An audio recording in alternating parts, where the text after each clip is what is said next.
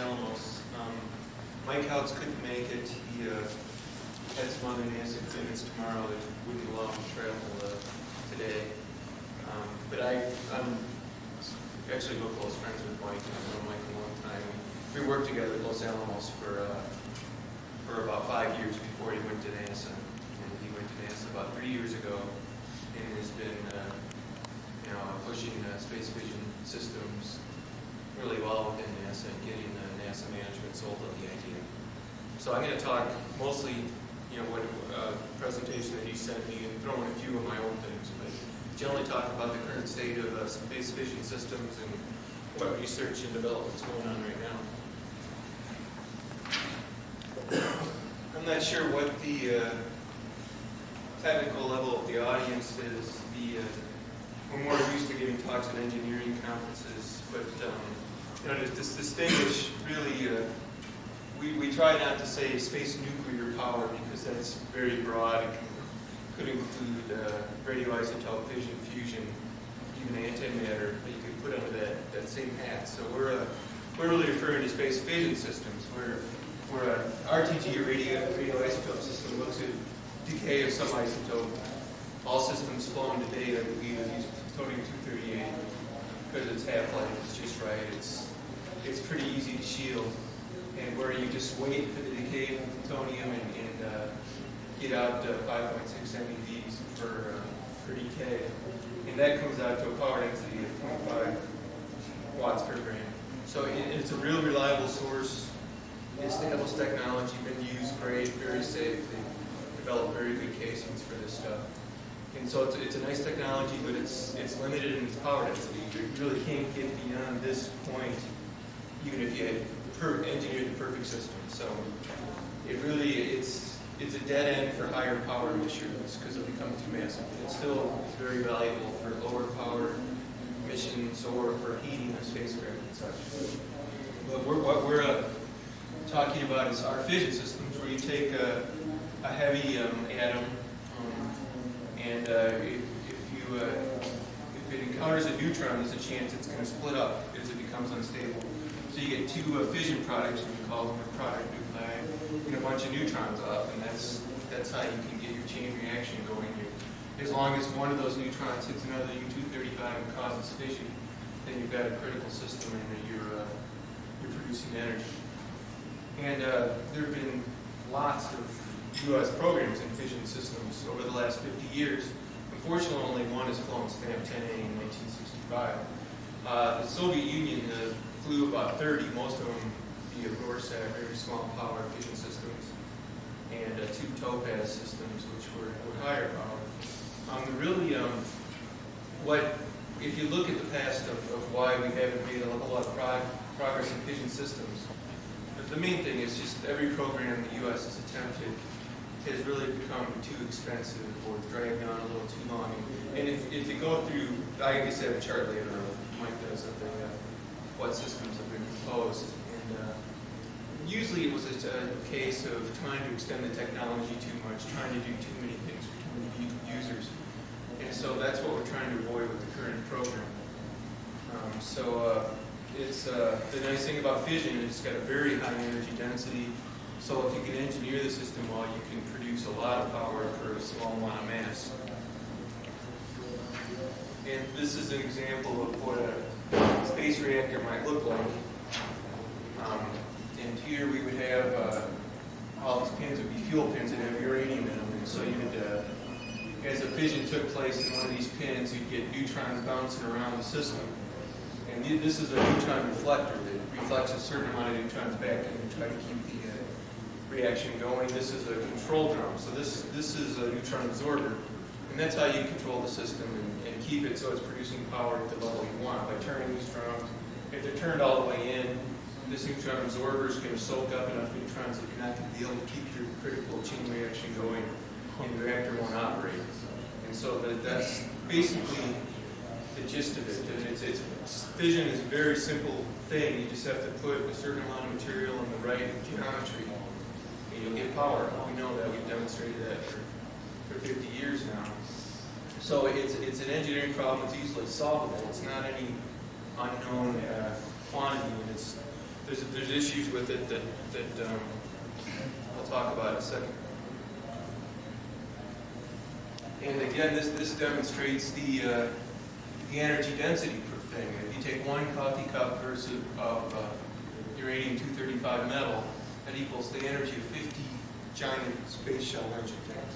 So that'll get most NASA's people attention from the start. I mean, the potential is huge. I mean, it's really, there's no way you could effectively utilize, get the whole, that whole amount of energy out of there. But you can, the better you engineer, the more you get. And so it's really a matter of getting the heat out of the material that's the challenge. The fission reactor can usually produce as much energy as you want. You're usually limited by heat transfer, how much energy you get. You know, there's university reactors, small reactors all over the country and the world. That's the size we're talking about. We're talking garbage can size reactors, not big power plants. There's a lot of experience there. And then of course the Navy has a great experience and done very well with nuclear power. And so it's really again, it's the cost, really the public biases and fears and political programmatic issues haven't really been a reason why fission reactors haven't taken off. It's been that program managers haven't wanted to take the risk of a technology that's proven to be inexpensive and hasn't paid off. And anytime anyone's tried to get launch approval for an RTG or a reactor, it's been approved. And the politics haven't been a big issue. If Cassini can get launched, a reactor can get launched very simply, because they're non-radioactive at launch. The reactor, the whole reactor, kind of we're thinking about it, has the same amount of radioactivity as about a truckload of New Mexico dirt. You know, it doesn't pose a threat at all. It's really the concern if it turns on when it's not supposed to. And so you engineer the system with a lot of safeguards and redundancy so that it won't go off. I mean, it won't. I was getting ready to make the analogy that we've done a good job with weapons, making sure they don't turn on when they're not supposed to go off and stuff. They have the wrong term. I mean, there's no way you can make these things explode. I mean, they did in the old rover days. They made a lot of modifications to reactors so it could insert enough reactivity in the system to explode. But these systems, there's no way you could ever make it explode even if you wanted to. So but it's easy to engineer it so we can be sure it's not going to operate when we don't want it to. You have to consider all sorts of launch accidents. If it falls into the ocean, if it gets surrounded by wet sand, the reflector gets blitzed off, launch pad fires. I mean, you do have to put in a lot of engineering to ensure that it's not going to go critical when you don't want it to. And that's not even if it does go critical in the ocean, it's really not going to be much of an advantage. It's a little burp. I mean, it's not very much energy release at all. So but still, for launch approval, we're pretty sure we're going to have to guarantee that it doesn't go critical. And I mean, the nice thing about reactors, it's sensitive to solar proximity or orientation, radiation environments, all sorts of things. And it scales well to very high powers. And again, that's the energy content. It's real nice.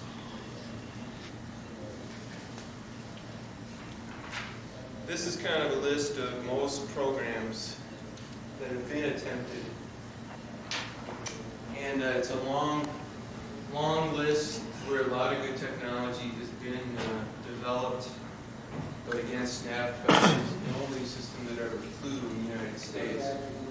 They have the NERVA rover program at primarily Los Alamos. Was a great program where they did the testing in Nevada for nuclear thermal rockets. But that was in an environment where you could test open in the atmosphere and turn around nuclear tests very quickly. You know, the environment has changed a lot environmentally and politically, such that a nuclear thermal rocket program would be pretty expensive these days. And we're more focusing on smaller power reactors and then hoping to move on to nuclear thermal rockets later. Now the real nice thing in terms of being a space reactor designer is that a lot of advances have been made due to other space system designs or trusted designs. Power conversion has really improved over the last 20, 30 years. The Brayton systems and Stirling systems have been developed that have already shown very good lifetimes, very good efficiencies, and there's also potential for Amtech or other static systems that might be nice. But we're taking advantage of that. Deployable radiator, there's been a lot of technology developing and making radiators lighter weight and more efficient, lightweight structures. So this is what's making the job of a space reactor designer a lot easier. We don't have to push the technology of the reactor per se to get a nice attractive system. We just have to have some clunky, say, I don't know what the right word is, reactor, that provides some heat to these more advanced radiators and power conversion systems to get a very nice, attractive system for use in space. All the systems we need currently exist for developing a system, and the launch approval process is in place. That's the executive branch would approve launch approval, and normally goes to the National Science Advisor. And there's a review panel called the International Safety Review Panel, INSERV, that provides a report and basically the recommendation to the executive branch. And again, that's a well-known process, and we believe it should not be too much of an issue again because there is no radioactivity at launch, and there's several ways we can guarantee that it's going to stay subcritical. So again, if Cassini can get approved, we're pretty sure that this can get approved rather easily. And again, we have our codes have improved and computers have improved. I mean, right now we've got to the point where we're verifying our nuclear weapons with codes only. So I mean that should say that we can do quite a bit just with the codes for the reactor design. Even though testing is still the key. We've got a lot of ways to try to make testing inexpensive and prototypic. So what really NASA, from the NASA perspective, they're talking about phases of systems. So the phase 1 systems are really the things we can build with existing technology without any development, test easily, and maybe they're not going to have the best performance, but they're going to have good enough performance that it's already an order of magnitude step over fission and radioisotope systems. But not going for the Starship Enterprise before some much less ambitious system. So phase 1, really these are the systems I've been working on at Los Alamos, and really the focus on safety, cost, and schedule, not on getting an extra kilowatt per kilogram out of your system. Starting from safety, really the first thing we do is look at the safety, this launch accident safety issue, because that could be something that could bite you later on if you're not ready for it when you try to get launch approval. So first thing we do with any system design is do those sort of checks. And then really we're trying to find a system that has a lower cost and schedule. We know that the lifetime of programs, if it's more than like 5 years, really becomes a tough sell to get funding for. And we want to keep the cost in the order of a couple $100 million instead of $1 billion, because that's really a big step change in today's funding environment. We want to use existing nuclear fuel and other existing technologies. A fuel development program can be very costly, and we'll definitely want to do that for future systems. But we want to do. We've got plenty of good fuel established with the old programs that have been benchmarked and been proved to have lifetimes much longer than we need for a first system. So that's something we will decrease cost. We want to use existing facilities. We don't have to go build a new facility or modify a facility, because especially nuclear facilities can become very expensive. And then we want to have all the fuel-clad supporting components, control room drives, basically the whole system, be shown to, or at least have an experimental database that shows it will operate up to the lifetime we want to, based on temperature, power densities, burn-off, radiation, and all the operating parameters. This is one that we've really focused on, is highly testable in a non-nuclear mode. And that was really a lesson learned from one of the Russian programs, the Topaz. If you can just put resistance heaters in, say this is kind of what of our modules look like, what I'll talk about in a second. But if you can just put resistance heaters in where the fuel might be, and reproduce the power density profile of your fissions, then as far as the rest of the system is concerned, the temperatures and heat fluxes are all the same throughout the whole system. And so really you're simulating the entire system except what kind of damage you might expect from neutrons and gammas floating around the system. And because we're at such low power densities and fluences of these particles, then and we have established databases for the materials handling these environments. We're pretty confident the system's going to work and run to its lifetime just based on these electrical heated tests.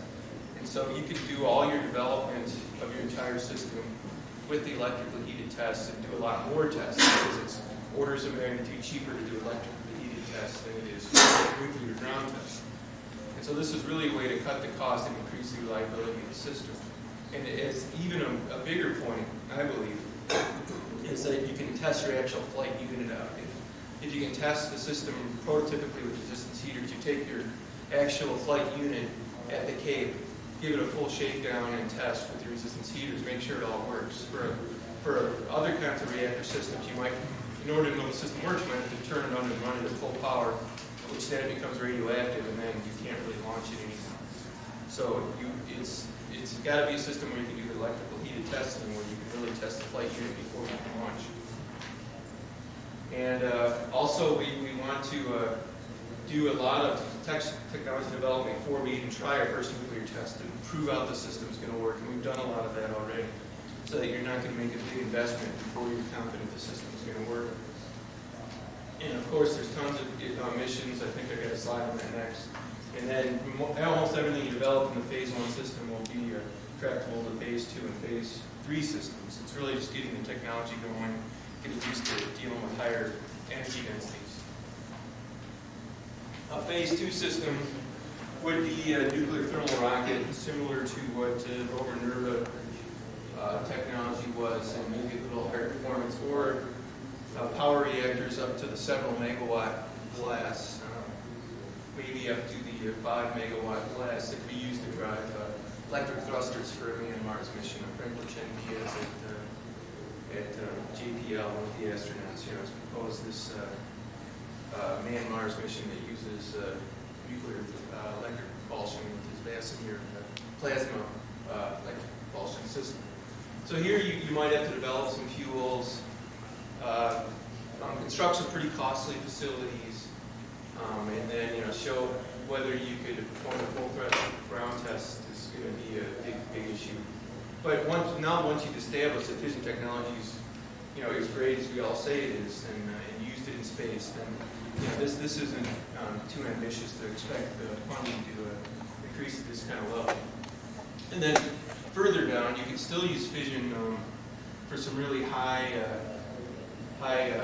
efficiency systems, very high specific impulse, by using plasma core rockets or other things. I mean, if you look at it, a fusion system, once you get down to doing the engineering, a fusion system really doesn't give you much better performance than even a phase 2 system because of what you have to do with all the high energy neutrons to slow them down or other particles. It depends what kind of fusion you're looking at, but for the path of fission gets you pretty much as high performance as any other system can get you, at least with the materials we have today. And so we've been focusing mostly on electric propulsion because it is, again, it's a lot simpler technology to develop from the nuclear standpoint, and we have a lot more existing data. Where you basically have your fission source going to an electric power converter, whether it be thermal electrics or thermionics, or if you want higher efficiency, going to dynamic cycles like Stirling or Brayton, which I mentioned before. They've had a lot of good progress recently. Then you take some of this power, electric power, and go to your spacecraft, and the rest just goes to your thrusters. And you bring along some xenon or other propellant, just use electric or magnetic fields to accelerate the stuff. And you can get these up to such high velocities that you're getting very high specific impulse, which is basically your miles per gallon of your propellant. So you might be using your propellant 10 times more efficiently with this system than a chemical system. A chemical system, usually ISP, about 500 seconds is the units, and for a NEP system, I think Deep Space One has demonstrated that 2,000 or 3,000, 5,000 is pretty easily attainable, and you go up from there. And then you have your heat, injection heat, the radiator, and then it provides some process heat to your subsystems.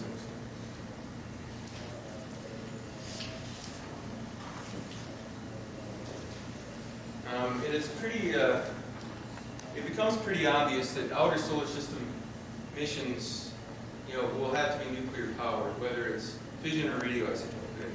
And the radioisotope systems can do some of these outer planet missions, but it really limits your science and your travel times.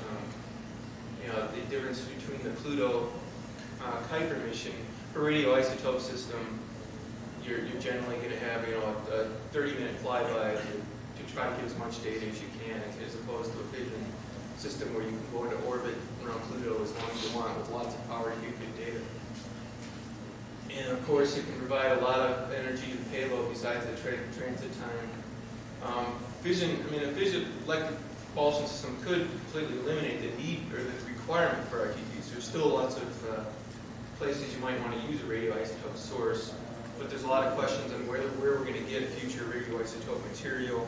It's very expensive, and it's a little bit of a political hotball. So the nice thing is that you don't have to depend on RTGs if you can develop fission systems. And of course, the flexibility, because of the higher specific impulse propulsion, gives you a lot of flexibility. We're looking at Delta IV class vehicles to get pretty high power fission systems in the order of 300 kilowatts thermal or 100 kilowatts electric into space. What Marshall has done, a lot of good stuff, and there's a lot on here. But the main things is really the core that we at Los Alamos built, which is this core and this core, 30 kilowatt stainless steel core heat pipe cooled reactor.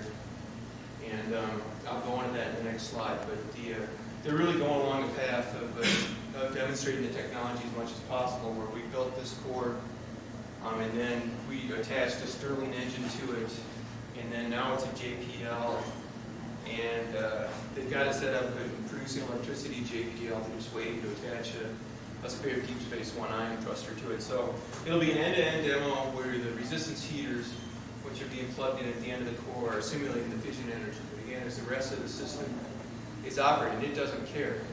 It's a lifetime issue when you have the neutrons and the gammas in the core hitting your materials, but it really, from a steady state point, at the beginning of life, it'll perform exactly the same. And then as you move on, as your components age, it's a little difference between the nuclear operating system and the electrically operating system. But our fluxes and fluences are so low that we don't hit that limit for tens of years. And what all the systems that NASA is considering now for these fission systems with these tests is the heat pipe power system, where we have, this is just electrical conduit, but it was welded in my cousin's garage just to give you an idea of what the dimensions are. Say you'd have 12 of these modules in this core, but this is a heat pipe. The heat pipe is just a sealed tube with a two-phase fluid in it. You say you would seal this and you have some fluid down here that boils down at the bottom where heat comes in, and it condenses on this end where the heat is drawn out. If you just had it like this without anything inside, it would be called a thermal siphon, kind of like your boiling pot on the stove. You put a lid on it, it gets hot awful fast because you got the vapor coming up, condensing on it, transferring heat, and then drifting back down.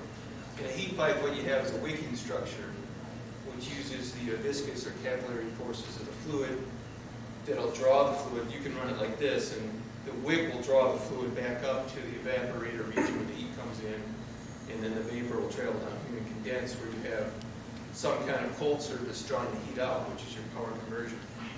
And in this case, you would have standard fuel tubes, which have been used in fission reactors, tested ad nauseum, basically.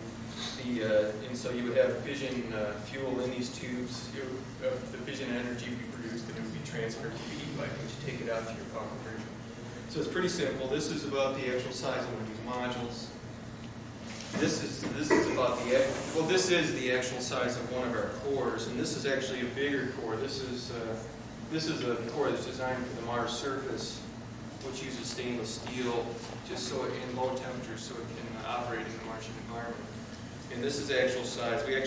This is a 100 kilowatt thermal. We've got a 15 kilowatt core that's even quite a bit smaller. And so you can see it's a small thing. This here's your reflector neutrons. It's about 40 centimeters high. The whole system, we went through an exercise recently with St. D and DOE for designing a whole system for use on Mars, and it's about a little less than 2 meters high, and about this big. That includes the radiators, all the power conversion, shielding, and everything. So it's really attractive.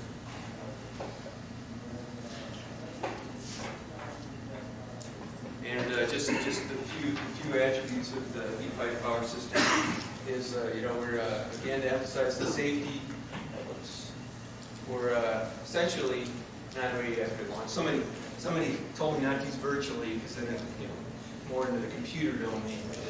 It's non-radioactive at launch, and we can easily ensure the launch active subject as I described before. We have passive removal of decay heat, which is an issue for fission systems. When you turn off, you still have about 1% of your power left over in decay.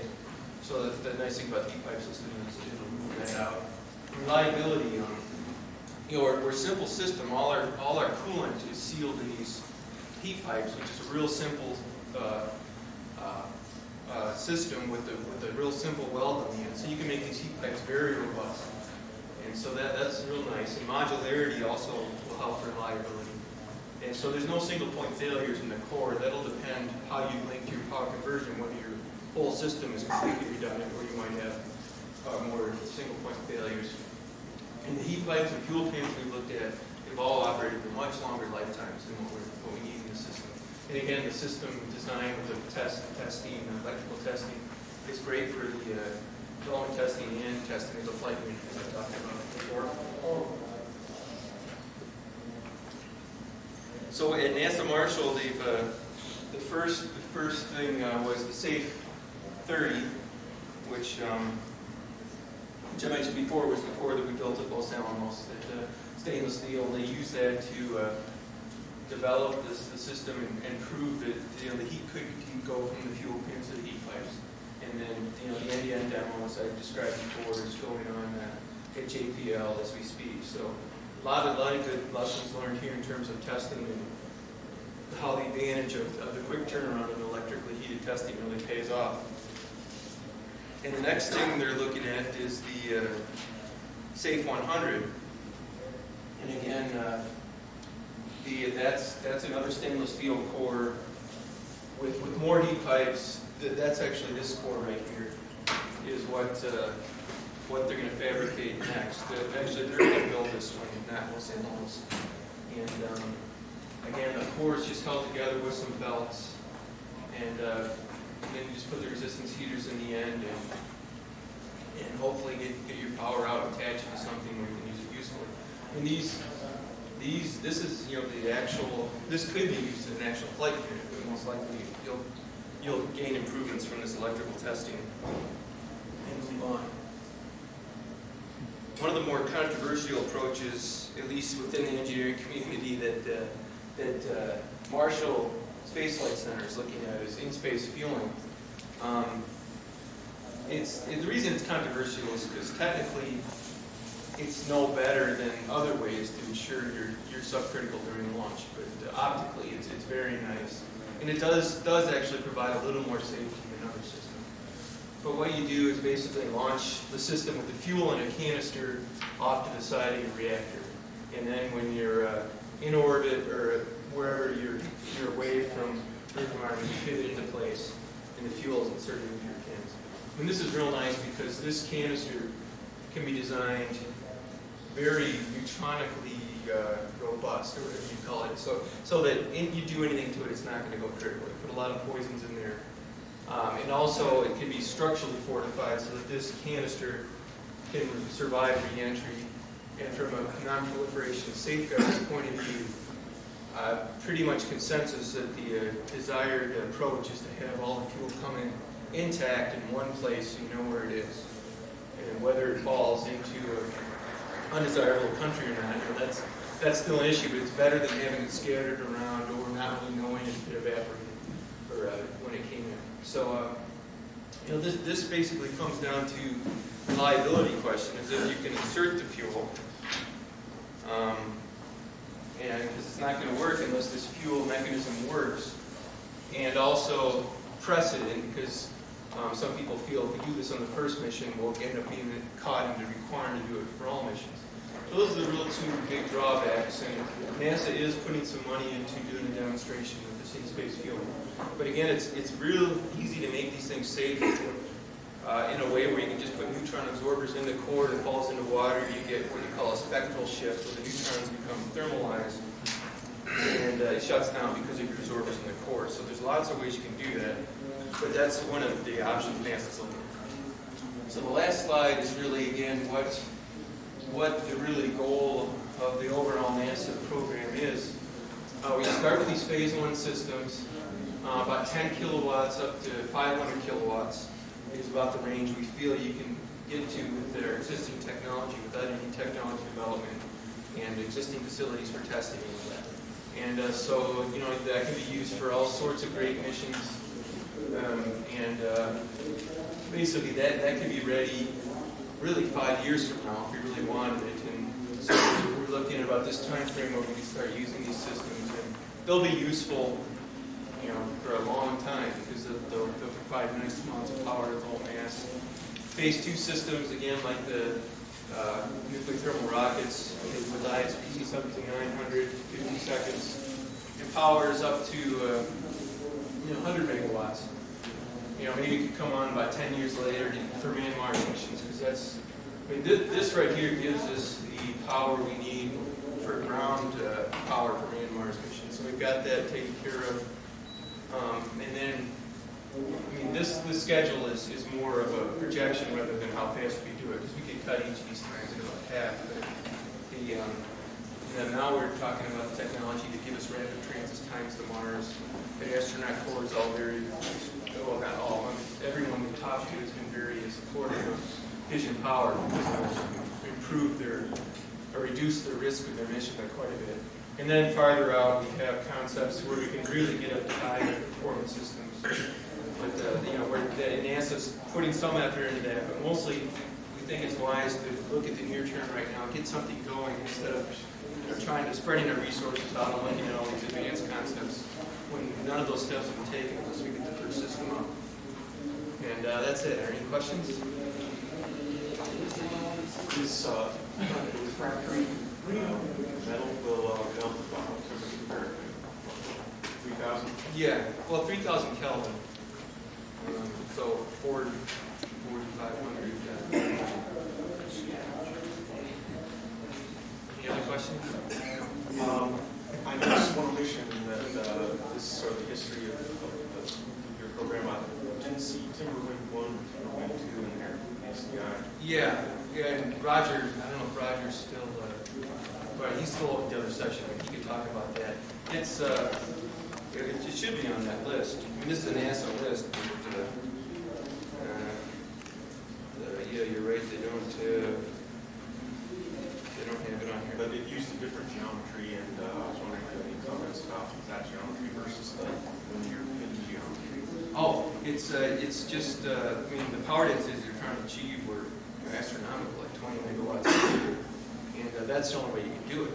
But it's a very hard thing to do. I mean, that was they made a lot of good progress, but they really tried to go for a high-tech fancy system on the first crack. And we think we should start with something simpler, lower power densities that we know we can do. Now, they had some trouble with low distributions and all that, which you expect from the side power densities.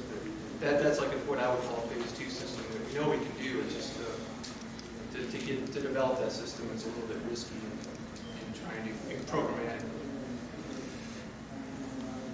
All right, let's see. Next speaker is it Nathan?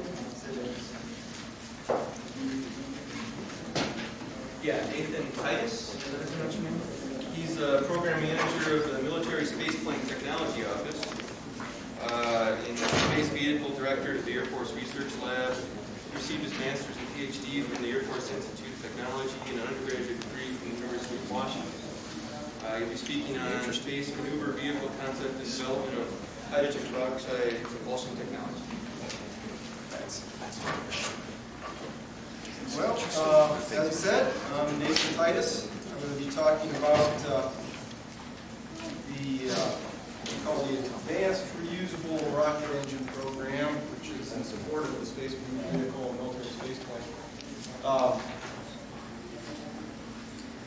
When we started this program, we were not certain of what fuel we'd end up using. That's why nowhere in that name does peroxide appear, but that you'll see is a large part of what I'm going to be talking about. First off, I'll give you a quick outline of what I'm going to talk about. Space maneuver vehicle, I'll describe a little bit about what that concept is.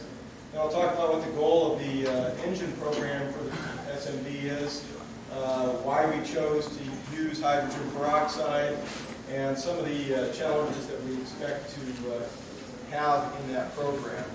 Finally, a short summary of the development plan for the program. First off, what is a space maneuver vehicle? On the left-hand side of the chart, you see a notional characteristics of the vehicle, something on the order of 20 to 25 feet long, gross weight 12 to 15,000 pounds. This is, again, a notional characteristics for what we hope the vehicle to be. It would be used as a reusable upper stage and a generic satellite bus for the Air Force to conduct a variety of different missions that Air Force Space Command has some interest in. First off, it could be used as a maneuverable reconnaissance platform. It would have a payload bay, notionally something on the order of 800 to 1,500 pounds, 4 by 7 foot rectangular payload bay that we could put optical sensors in, radar sensors in. It can also be used for space surveillance and what we call counter space operations, which I won't go into in any detail. But the real point of the program would be to develop something that was a space vehicle operating more like we operate aircraft today. Initially, it could be launched off either an expendable or a future reusable system, launch vehicle system. Overview of some of the technologies.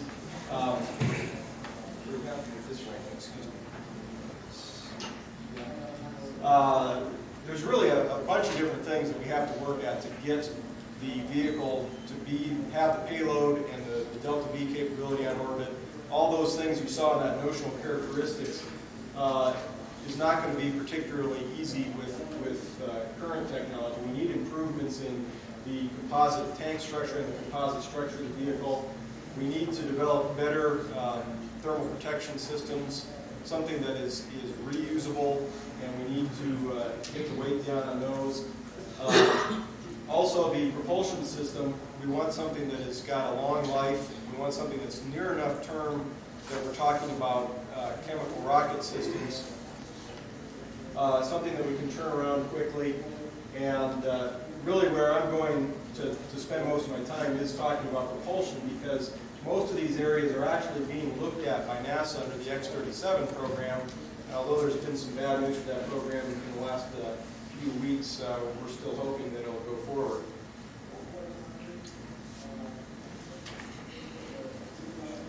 Okay, well, our goal for this engine program, this is kind of a long-winded thing, but essentially we want to mature the hydrogen peroxide technology.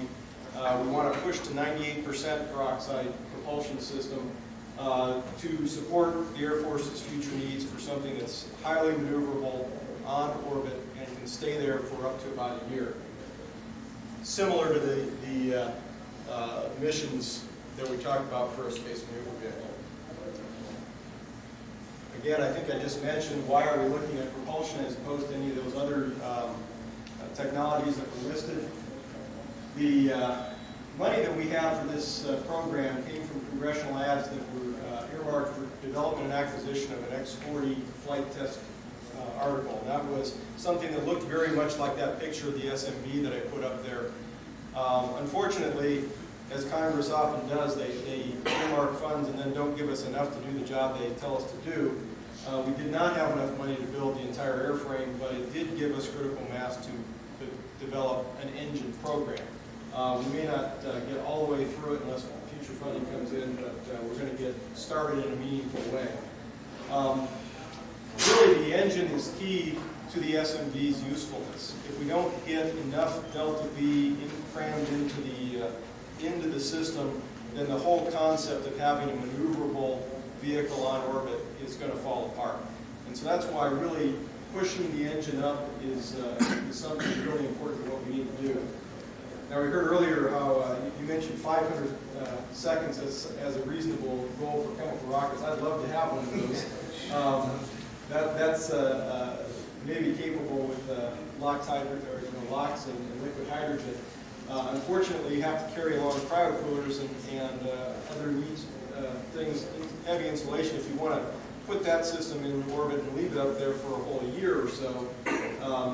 So we have basically come back to the idea of using peroxide because of its storability on orbit, and looking to get something above 320 seconds. I'll very quickly compare the SMB and the X-37. The X-37, I mentioned before, is going to demonstrate a lot of the technologies that we would be looking for in a space maneuver vehicle. And there's a whole laundry list there of things from autonomous operations to standard payload interfaces, things that are going to be important for the Air Force if we develop a space maneuver vehicle. But you can see that the current X-37 is not getting to where we hope to be able to get a useful space maneuver vehicle. The dry weight is significantly higher, payload is significantly lower, they're not getting nearly as much delta V. It's going to have to be, there's going to have to be some work done to go from where we currently are, X-37, to where we hope to go to make a meaningful operational vehicle for the Air Force. The upside, though, is we're leveraging their money. They've got a lot more money to spend on this than we do. Okay. When we started out, we asked industry to look at building us an engine that could meet these goals. We wanted a throttleable engine, and the reason for that is because we want it to be usable both as an upper stage and for in-space propulsion. And when I say in-space, I'm not talking planetary missions. I'm talking about primarily low Earth orbits up to 400 miles or so, with a growth path to being able to go to geosynchronous orbit.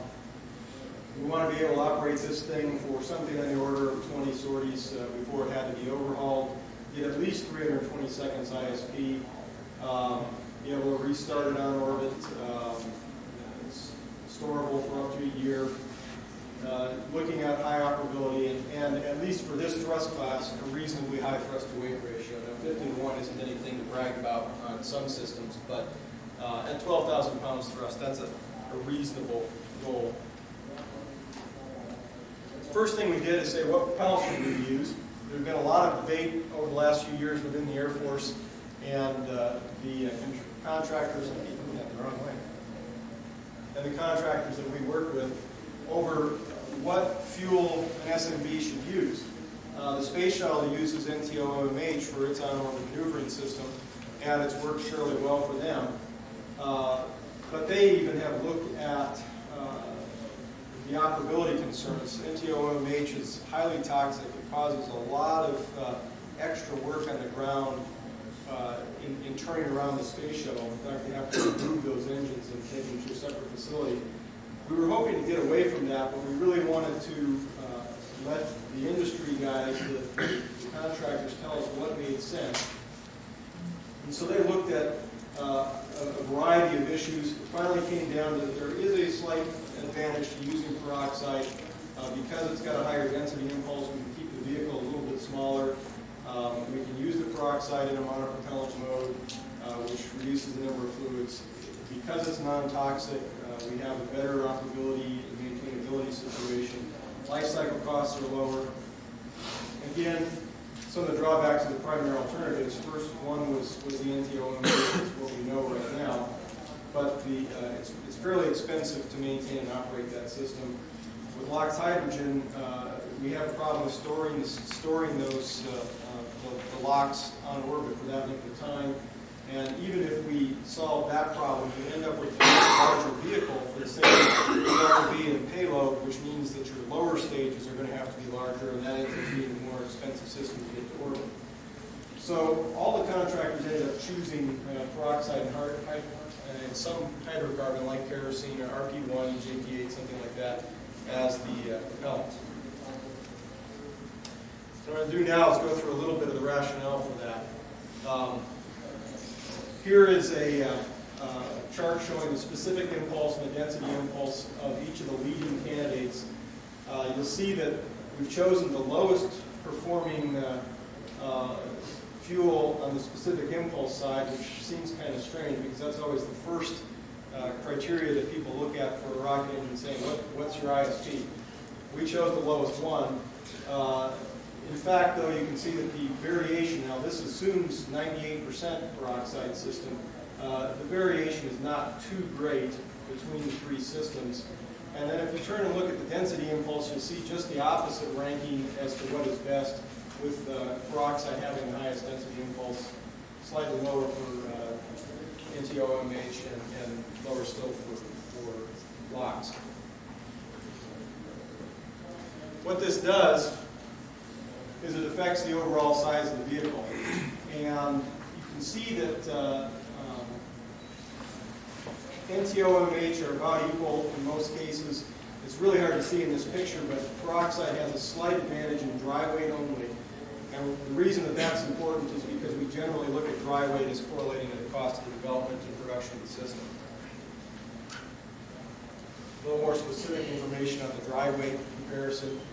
You see that the LOX kerosene system really gets blown away here, primarily because it has a requirement for insulation and prior cooler that the other two systems don't have, and also because we don't envision a system using LOX kerosene for the RCS of the vehicles. You have to have additional weight dedicated to the reaction control system. Life cycle costs. I apologize, I had to take the actual numbers off here to satisfy my public affairs people. But you can see the relative life cycle cost comparison. This is only for the main propulsion system. It's not for the entire space maneuver vehicle system. You see, in fact, that the development of the three alternatives is about equal, and that's because primarily the cost of development goes into testing each of the engine systems to fully flight qualify them. And so even though the peroxide system will end up having the highest technology challenges in the beginning, there is the least mature technology, at least at 98%. It's really absorbed by the, it becomes insignificant compared to the flight qualification of any of these new engine systems. Production is actually very similar for the peroxide NTOMH engine. The LOX engine becomes, again, more expensive because you have to build cryo coolers. Operations, it's hard to see it in this chart, but in fact, peroxide does have a fairly reasonable advantage here on the order of 10% of the costs. And then propellant itself becomes an issue over the span of time that we talk about doing hundreds of missions over a 20-year life cycle for a system based on this. LOX kerosene, the propellant cost is virtually nil, but it's huge for NTOMH. These propellants are already about as mature as they're going to get, and they're still expensive because of the environmental concerns and the safety and handling of it. Peroxide doesn't suffer as much from those concerns, and so it's a cheaper propellant to produce. Here's just a quick estimate coming out of some of the studies that we did. that compared how the shuttle OMS system is maintained and how it would change if we used peroxide as a propellant. And we estimate that we have 30% lower serial labor hours, so we can turn around 30% faster, at least in the engine system. And we have about 40% total lower labor hours that corresponds to that operability savings, cost savings. And it's largely due to the reduced toxicity of peroxide. Doesn't mean 98% doesn't have its problems. Anytime you have high concentration of peroxide, you have to worry about some kind of runaway decomposition.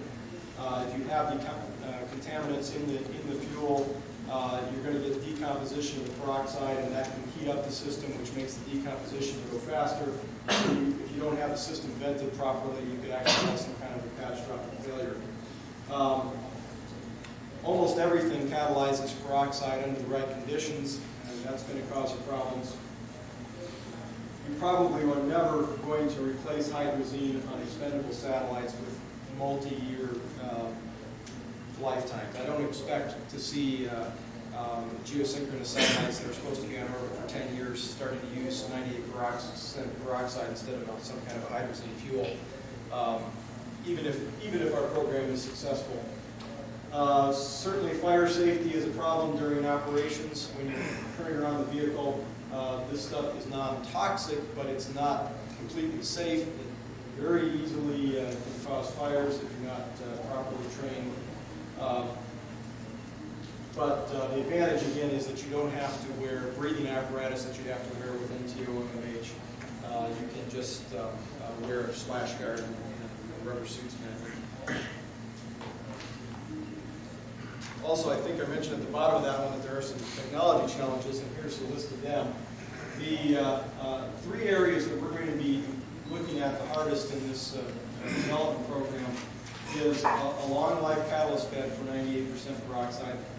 And really the reason for that is we're trying to develop a turbo pump fed engine. The way that cycle generally works is you're going to have peroxide decomposing through a catalyst bed. It converts to steam and oxygen at a very high temperature, runs a turbine, and that catalyst bed has to be capable of doing that over the entire life of the engine, or conceivably we would make it a replaceable unit. But it certainly has to operate over the course of a mission or two to make it viable. In the past, peroxide engines have been using concentrations between 80 and 90%.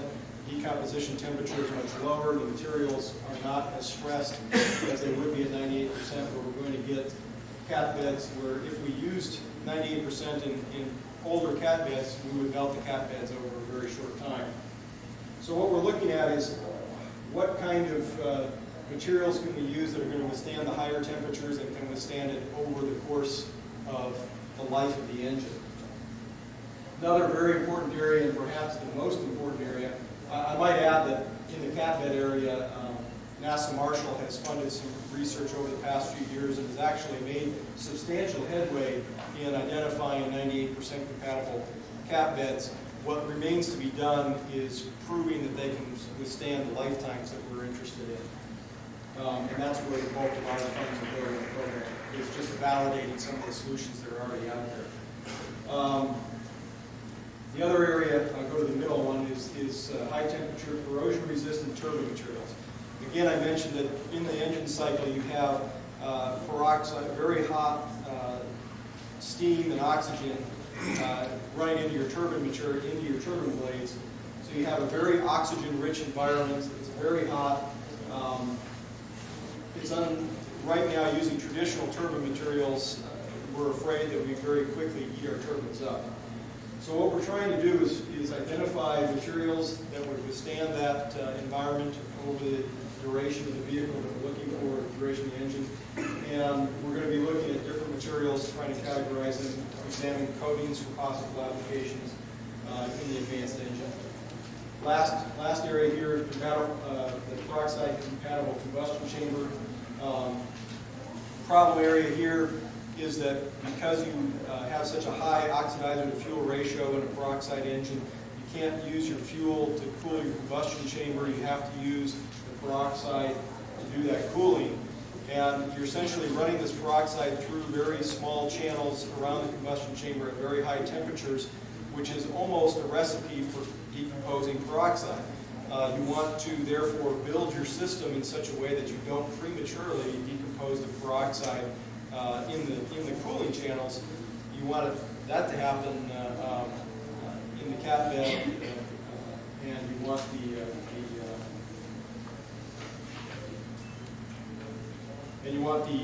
the peroxide to successfully carry away the heat, do the job it's intended to do to cool the combustion chamber. So that's an issue that we have to look at. Here's an idea of what our development plan is going to look like. And I might add that we recently awarded this contract to Aerojet out of Sacramento, California. So they're going to be doing this work for us. And you can see that we have a lot of work to do that's unfunded.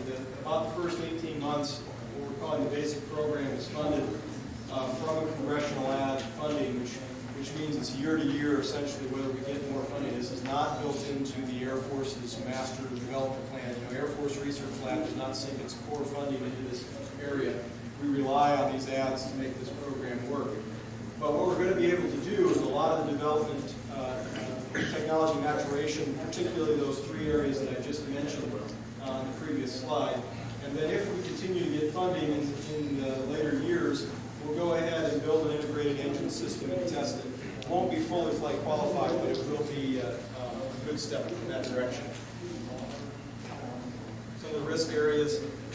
Essentially, this is a repeat of the chart that said technology challenges. With one addition, we throw in that there's going to be a new form of injector in the program, so that there's going to be some risk involved in developing the injector for this engine.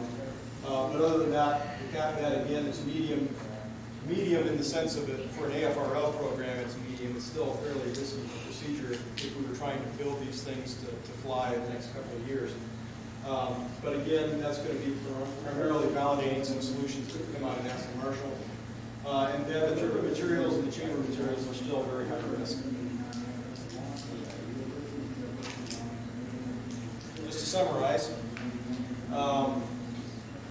we're looking to advance hydrogen peroxide technology, propulsion technology as an alternative to NTOMH for storable on-orbit propulsion.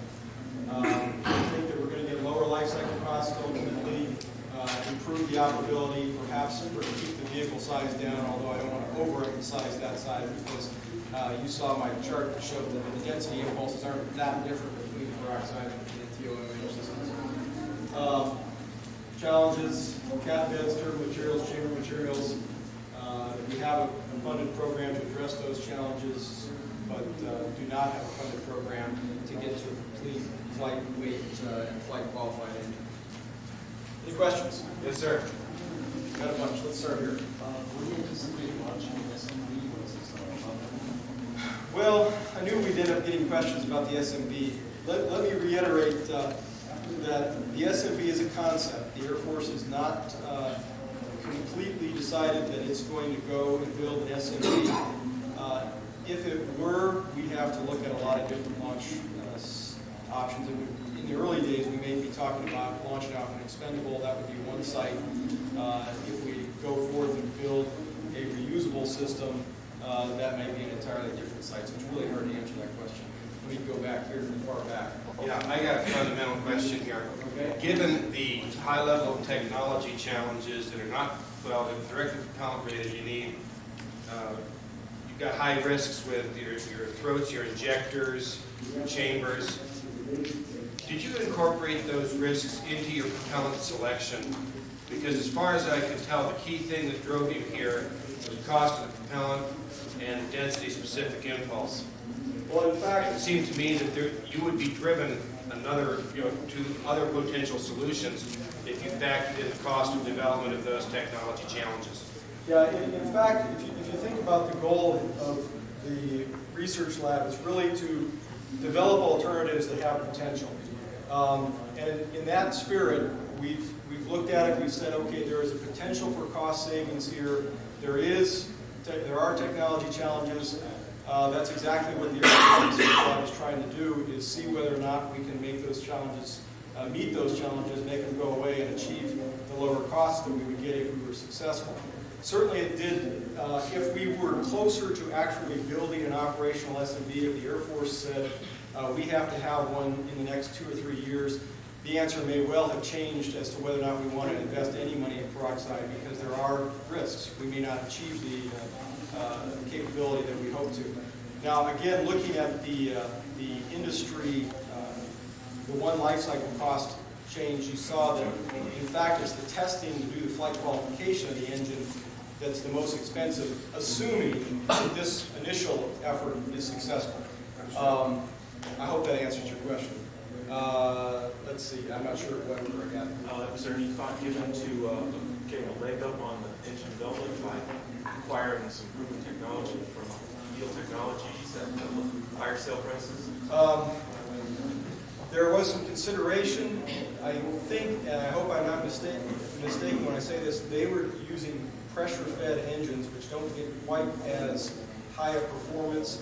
It makes sense for a large-scale booster, but not necessarily for the small upper stage and on-orbit piece. And we wanted a pump-fed engine. And in fact, we have a similar program going on that's looking at pressure-fed engines, and we've discussed the possibility of looking at something that yeah, back in the back. Have you looked at the other side of the equation, the industrial production of 98% peroxide? It's not a very common chemical. Indeed it is not. And there has been, again, we're working on it with NASA Marshall. They have looked at this problem in the past. One alternative for early, to get the fuel that we require early is we're actually building an enrichment processing capability through some work at NASA. But the hope is that if we put in an order for it, it's not going to be impossible to get, because certainly at 95% in small quantities it's being produced by a number of different companies. So we don't see that as being a fundamental flaw or challenge. I think if the Air Force decides to go this way and decides to buy a large quantity of 98% peroxide, we'll have suppliers. I was wondering if you had considered, and I apologize if you covered this, I came in late, but if you had considered the prospects for on-orbit refueling, and if you did have something like an orbital express system, would peroxide have advantages or disadvantages compared to MMH NTO? We haven't really looked at refueling either the SMB or using the SMB to refuel other vehicles as a key characteristic of the system, so I can't really answer the question. Are these egress available on a website somewhere? No, not currently. Will they be on the CD? I don't know the answer to that. I hope so, but I got this stuff in pretty late, so. I don't think they're going to critical after the conference, so if you got it in at all. Actually, there's 2 weeks after. These will be available. Yeah, you seem to be talking about being able to maneuver this vehicle. Is there any possibility of being able to use it to maneuver some satellite that's already up there? Maneuver a satellite that's already up there. In other words, use something like an SMB to reposition an existing satellite. There's certainly some. We certainly have considered that. It wouldn't be the primary use of that kind of vehicle. It's not the main mission that we're looking at. Would it have the capability as an add-on? It's way too early to be able to say that for sure. It's certainly an area that we've looked at. In fact, we have other ideas about how to reposition satellites at AFRL, and I think Dr. Partch is going to talk about that. Another way that might be even better for reposition. Yeah. Well,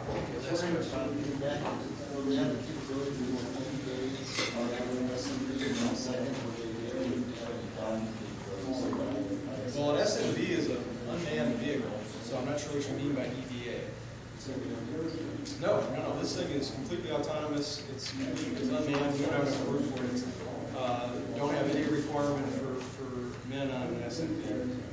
This thing is substantially smaller than space shuttle rockets. We end up taking up our entire payload weight to put man on it. Yeah. What sort of materials are used as in catalysts? Well, lots of different things. I'm not going to get into a lot of specifics, but traditionally they've used silver. You can use palladium, platinum. There's a lot of different things out there, and you start to get into proprietary things to each company, and we can get into the specifics on that. Great. Thanks a lot.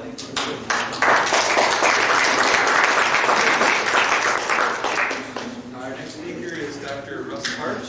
He works for the Space Vehicles Director of the Air Force Research Lab. He's the program manager of the Solar Orbit Transfer Vehicle Research Program. And his talk will discuss material testing on the solar concentrators being developed for this program. Thanks. As I said, I am the program manager on this effort, and the first part of my talk will be covering the general, talk about our program, and then I'll get into some specific testing that was done by SRS and AZ Technologies in Huntsville. They're a 4th or 5th level sub of the program, so if you want really specifics there, I'll eventually end up directing you to go talk to them, but at least I'll be discussing the overall impact of the results. The SOTV, and I'll discuss this a little bit more in the following slides, uses solar thermal propulsion. It's an advanced high ISP type of propulsion system for in-space propulsion, and different types of concepts that might be used for this in the future. It could be for a space tug, as the question was asked a little bit ago, or a number of things that I'll get into. But in particular, it takes the sun's energy and focuses it to heat the propellant. Therefore, this large parabolic concentrator is a core to the whole system. If you can make that lightweight and make it work, then you have a good leg forward to go forward with. If you can't, you're hurt. And that's the focus of what this particular talk will be looking at, some of the testing on the Untitled concentrators. Military applications. Yeah, I was just about to say, I figured out why. There are no hard requirements for this military use of an OTV in space, but there are a number of concepts out that the military has been looking at. It's what things they would like to be able to go do in the future, and what things that they can't do right now that are becoming increasingly important. Some of those are to move things around, to have a space tug, or to have an upper stage where the higher ISP can give you greater lift capacity to the high energy orbits. In addition, if you could have, you could carry microsats, you could carry them out to, or out to satellites that you may have one to inspect and use the microsat for an inspection system. Or you might be able to have ISR comm platforms that you can readjust the constellation if your area of interest should change. In addition, eventually you're going to have refueling and servicing capability on orbit, and this is what the Darkness Orbital Express is moving toward. But you need to have an efficient way to move your servicer around. So once again, this propulsion system can be used for that. And you may be able to put it onto a high-valued asset like the space-based radar that has defensive maneuvering needs, perhaps. There's a number of applications out there. None of them have hard requirements that are driving things, and right now we're just researching the technology in general. Chemical propulsion, once again, I wish we could get 500 seconds out of it. But in space with this thermal system, you're in the 300s, and that doesn't get you very far. Electrical propulsion gets you up there in thousands of seconds, and that's great, but you're either going to use the sun's energy for the power source, or some year in the future we'll have nuclear energy provided there. As long as we're using the sun for energy, you can't get enough energy in there to get high thrust. So wherever you go, it's going to take you a long time to get there. The military is very impatient. A month, a year, that doesn't cut it. They need to be there today, maybe a week, maybe a couple of weeks. So that's where the solar thermal propulsion gives you a mid-range of ISPs and a mid-range of thrust, and has a unique application there for the military. NASA doesn't really have quite as many time-critical missions in there, so it doesn't apply to them as much. It's more of a military type of application. Generally, how does the system work? You're going to have mirrors. They're going to be parabolic. So you can focus a large area of sunlight down into a point. That point will be a heat exchanger. You can get it up to around 2200, 2500 Kelvin in that range. That's about where your material limits start to run into problems, as well as the accuracy of your concentrator starts to get the extent that can be done there. Then you simply run a monopropellant through that heat exchanger out a nozzle. It's very simple from a rocket perspective. However, from a system perspective, there's a lot of things that have to come together to make this work. You have to have these mirrors that point at the sun to a 10th degree while you're thrusting. You have to have very lightweight mirrors, or else you lose all your advantage of the ISP and your dry mass. And you have to have a tank that carries a propellant. And for this system, excuse me, low molecular weight is what you want. That gives you the high ISP. Hydrogen is great. Hydrogen takes a lot of volume. Hydrogen is a cryo. So there's some other issues that you have to work there with the tank. But if you can make everything come together, then you can get 800 seconds of ISP, and that can suddenly allow you to go up to GEO and back, and those type of missions the military is interested in. A couple different concepts. One on the left being one particular version of an artist concept. This is actually a picture of a flight experiment that we've been attempting to do on the SOTV program, like Major Titus' program. This is congressionally funded, so it's 1 year at a time to make progress as you can. We've been putting down launch dates because it'll be up in the air when you might launch if you ever get there. But if we can get the flight to happen, we have a 4x6 meter concentrator. We have a small hydrogen tank or an ammonia tank, depending on how it goes forward, and a heat exchanger. They'll be able to demonstrate all the basic functionality. We are currently baselining an inflatable type of concentrator. The reason there, yes, there's some mass savings, but the real savings is in volume. You can package this thing really small, deploy it, and that's the real key there, the packaging volume. There are a lot of technological challenges to make this happen, and that's what we're working. That's what the money is going toward. We have actually built some 4x6 meter concentrators. You can see they're not small pieces of hardware here, and they are fairly lightweight. They have the surface accuracy that's about what we needed, which is about 2 milliradians of surface accuracy. Beyond that, then your spot starts to blur out, and you lose your intensity there. They don't have the long life that we want right now, so if anybody has any breakthrough technology to extend the life and get rid of the inflation gas, I'd love to know that, and we're working that. But right now, we're going to have a short life mission here. And one of the issues is, as you have the light passing through this inflatable, you pass it through the front canopy, which is transparent, bounces off the mirror, back through the canopy. And if that canopy is perfectly transparent, that's great, but it's not. It does absorb light, and that's a loss factor. And that's what we're trying to quantify here. For the flight experiment, trying to get about 5,000 watts down into the heat exchanger. 4x6 meter concentrator, you're going to be intercepting about 16,000 watts. These loss factors, we have a budget there, are going to be eating a lot of that up. The transmission losses going through that canopy eat up a significant portion of that. And we've done some previous analysis where we took a few measurements on some of the films. We took some system level analysis as to what losses we were getting. We came up with a factor of about 0.639 we're getting through that actual process, through the transmission. This particular effort, we went out and we took the films out and we had a multispectral measurement of the transmission so that we could correlate back to that and actually determine where those losses are coming from. In addition, we have a budget for wrinkling losses. Spill losses coming from, you have inaccuracies, and as I said, it starts to create a washout of your spot, a reduction of intention. Where you want the high intensity portion of the spot, you don't want the stuff on the edges, so you only take a portion of it. Because of that, you end up with this loss here. You're only taking the middle 2/3 of that because it's the highest intensity portion. And in addition, as you're having mispointing, then the high intensity portion is not always where you think it is, so you're taking another loss. So those are the losses of the power coming into the hole, and the transmission is the one we've been quantifying on this particular paper. So the main objective here was twofold. One was to actually measure the transmission losses and to go up with the quantitative value of what those properties are. The second thing is to measure the emissivity of these films. You need that to get an accurate determination of what the temperature is, because as you have different properties on the front and the back face of this canopy, you're going to have different temperatures. Temperature due to the coefficient of thermal expansion will create distortions in your accuracy. We also have a budget on the accuracy, so we need to be able to quantify that emissivity so we can determine the impact on the accuracy.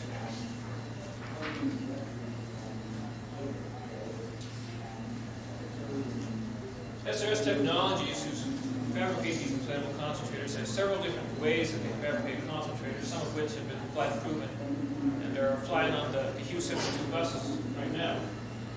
What we've done here is we've gone and taken coupon samples from several of their different manufacturing processes, some of which are the thin, transparent films that are front face, some of which have a metal reflective surface for the mirror face, and then we've taken these out to AZ Technologies and we've tested it using the portable spectral reflectometer and the emittance measurements. I'm not going to tell you exactly how those work. AZ Technologies would not give us diagrams of these, so you can contact them if you're more interested. The actual material is called CP1, that the film that the transparent canopy and the reflective surface are made out of. There's a material that was developed at Langley and SRS is licensing the production of it. Coupon sizes were about 4 inches square, and as I said, the material is actually flight qualified and flying on Q702 buses right now. You're not aware that the Q702 has photovoltaic arrays that are very large, but in addition they have flat mirror panels that fold out to increase the radiation of the array, and that's what this film is actually flying on. So material testing. The reflectance transmissivity test was done using a conical illumination here. Tests were performed at ambient temperatures, and they were performed in air. Of course, they're going to be operating in vacuum, and that'll create some amount of air, but this is a standard test that can be measurement in air. The emissivity was taken at about 300 K. Now, early analysis predicted that's the range where they're going to be operating in. Indeed, that was the case. And the coupons were measured at a number of different places. You are going to have some variations in thickness. You're going to have some variations in the properties throughout the material, so an averaging was done there. Okay, the general results here. First, the top two there are the metallized mirror surfaces. The bottom two are the clear transmitted. And you can tell there's different thicknesses here. These are on the range of about 1 mil in thickness. And the general transmissivity is about 0.8, so you're losing 20% each time you pass through. That's a lot. If we can improve that, we'd like to. But right now, we have enough. We can move forward with that as it's quantified. The reflectivity of the mirror is a little under 0.9, so you're losing another 10-12% there just off the mirror's reflection. And the emissivity, as you can see, the metallized side there is very low, and the canopy, the clear side is actually fairly high, and that's good for the range that we're going to be operating in, as you'll see. So these are the numbers that we quantified. Those are an average, because the measurements are actually taken over the spectrum. And as you can see, as you would expect, when you get into the IR, those films start absorbing really fast. But up through the visible and the higher spectrum, they're fairly transmitted. That is the data there that was condensed down into the single point for the solar spectrum.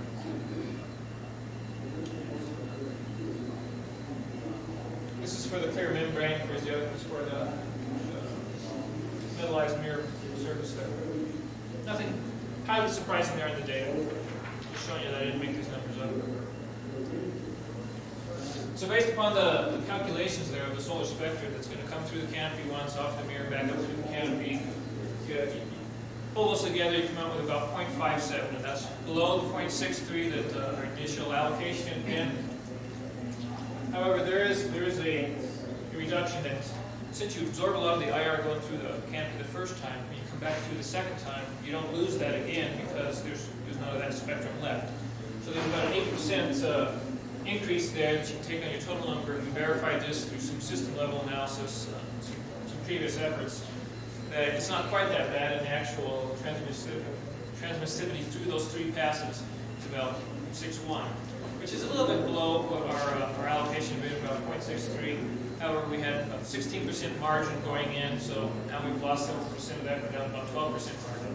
So we're still in the realm that we can move forward.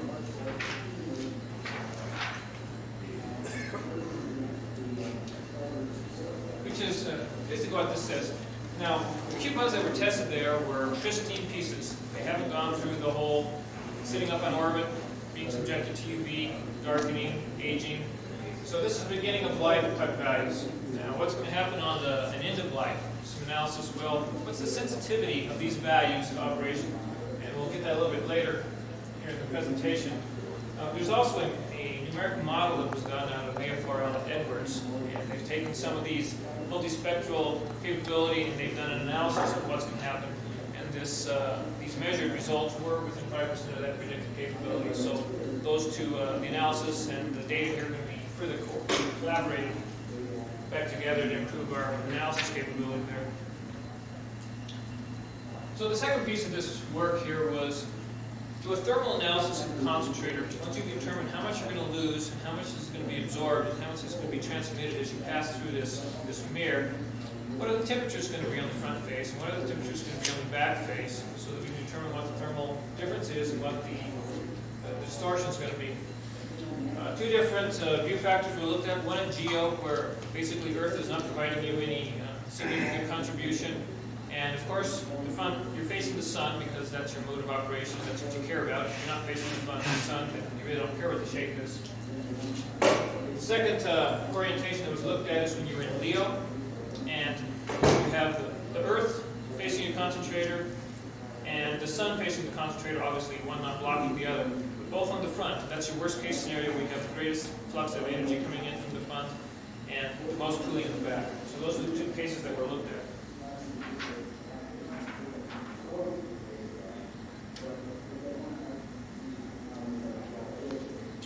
So, for orientation 1, if you look at the thermal analysis here, and what was done is the transmissivity and reflectivity, we had the baseline number there, and that was varied plus or minus 15%.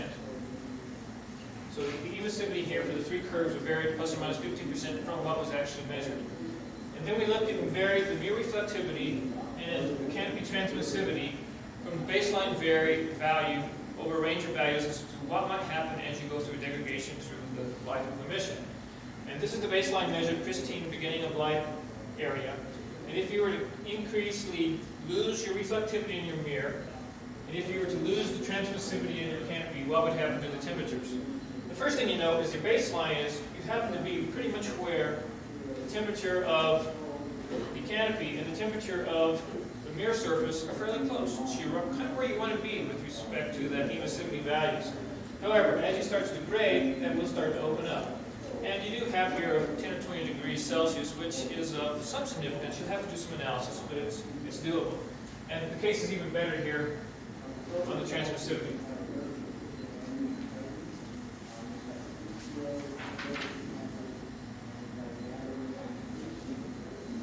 Orientation 2, you have a little bit more dramatic effect there. Once again, you're in the range of about 20-30 degrees. If you start to lose some, and as you will start to lose your transmissivity on your canopy, yes, you're going to have a greater thermal, but eventually you can be at the point where you're losing so much energy, it doesn't matter, you're no longer operational. So probably from the range of about 80% down to 70% is the range that you would expect in degradation over life, and you'd still have some useful value going into it. And the temperature range there is, you're talking about 20 degrees C up to maybe 50, 60, 70 degrees C. So there will be some thermal distortion there, and the next step is to go actually do the thermal mechanical model of the two pieces and see how much surface area distortion that temperature difference will create. But it looks like we're in pretty decent shape at the point being right now. And I wish that they had completed the thermal analysis so I could show you that, but that isn't done at this time. So the basic observations is individually, there's a fairly high sensitivity to the emissivity and the transmissivity and reflectivity properties. However, there is not a strong coupling between the two. If you have significant change in one of the values of the canopy, for instance, the mirror temperature is not going to change very much and vice versa. So you can continue to analyze these in the future fairly independently. Second of all, there will be some amount of thermal distortion from this temperature difference, but it looks like it's within the realm that we can control. Analysis pending still there. Any questions? We looked at different types of canopies versus this. It looks like a circle or oval. Is there any difference or not? In terms of different shapes, the mirror surface, of course, has to be a paraboloid. And these are off-axis for, you need to be able to rotate to find the sun. purely on axis, you'd always have to be pointing at the sun the same direction. When you go to off axis, then you create an ellipse in the normal geometry, but facing the sun, that's a circular. The sun sees a circle, even though the actual shape is an ellipse because it's at 45 degrees to the sun. So you have an off-axis paraboloid shape. Then if you're going to have a canopy, to match your structural loading at the surface, the canopy tends to have to be a mirrored shape layer, so that you have a boundary layer that is cleaner there. There are some look at on-axis, but you still have a paraboloid shape in the front and back, and still it's a clamshell type shape. We have not looked at like sphericals or those type of things. They don't seem to really look like they're going to work. Does that answer the question? Yes. Have you looked at the different working fluids you'd be putting in your system and the contamination issues that they'd have when they're being used to provide thrust on surfaces? Contamination on the mirror? On the mirror or any other surface that might be impacted by the working fluid as it's extended? Hydrogen is certainly not the worst thing you could have floating out there. It's not too bad. We have done some analysis to how much hydrogen you can have coming back around from your exhaust nozzle. And the analysis showed that if you stay out of about 45-degree cone from your nozzle, then you don't have too much of a problem. And that off-axis mirror is about 90 degrees out from your nozzle, so it's not a big issue. You don't get very much coming back. It's not something that you can really test until you actually get up to space.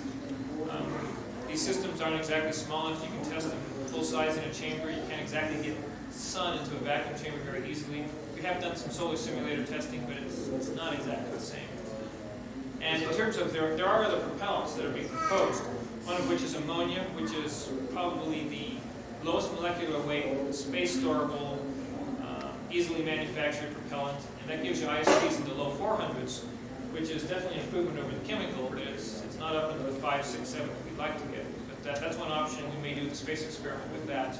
And I believe there's enough value there that you could actually start to get some operational benefit from ammonia. Methane is another option. It has a slightly better performance than ammonia, but it becomes a soft dry. Those are the two main things we've looked at. There's been a little bit of look at, well, lithium would be a great option, except for it heats up everything at those temperatures. And, well, hydrazine might be a good option. So but you're already competing with chemical hydrazine. Maybe there's not a benefit. Ammonia and hydrogen are the two things we've looked at most. But essentially, the exhaust velocities are so they're high enough that worrying about them coming back on the spacecraft and affecting some other aspect of the spacecraft are pretty. Yes. Pretty minimal.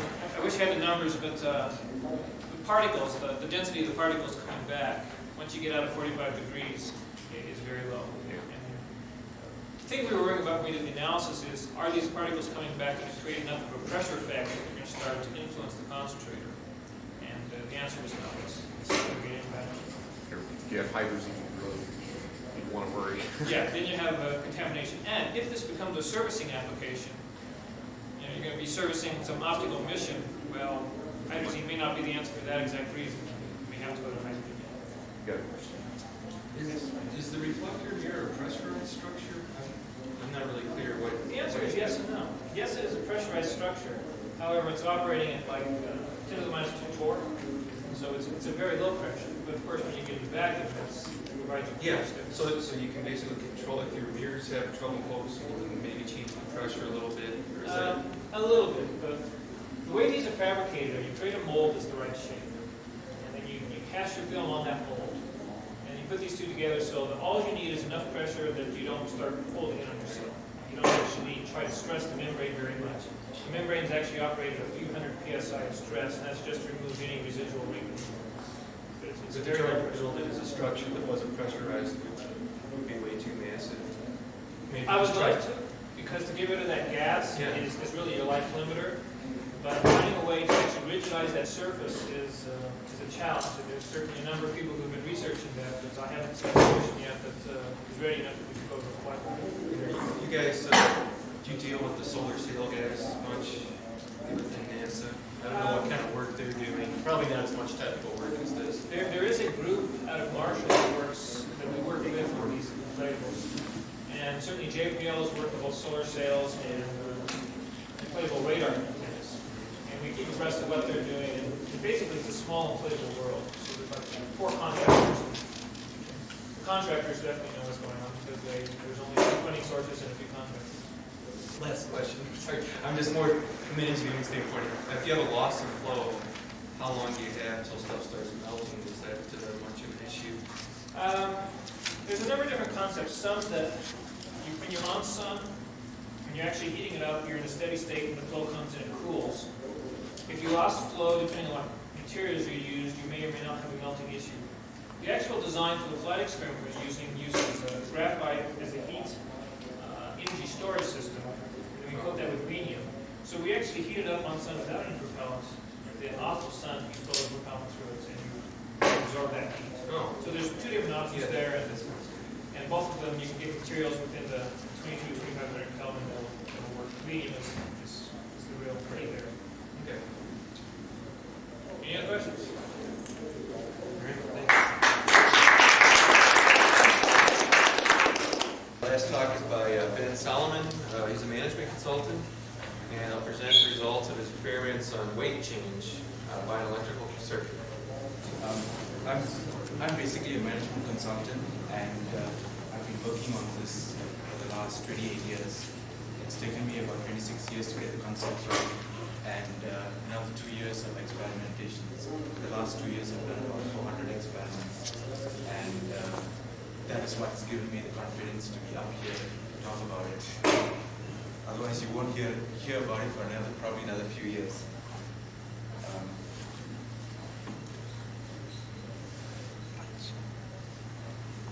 Okay, relating to this work,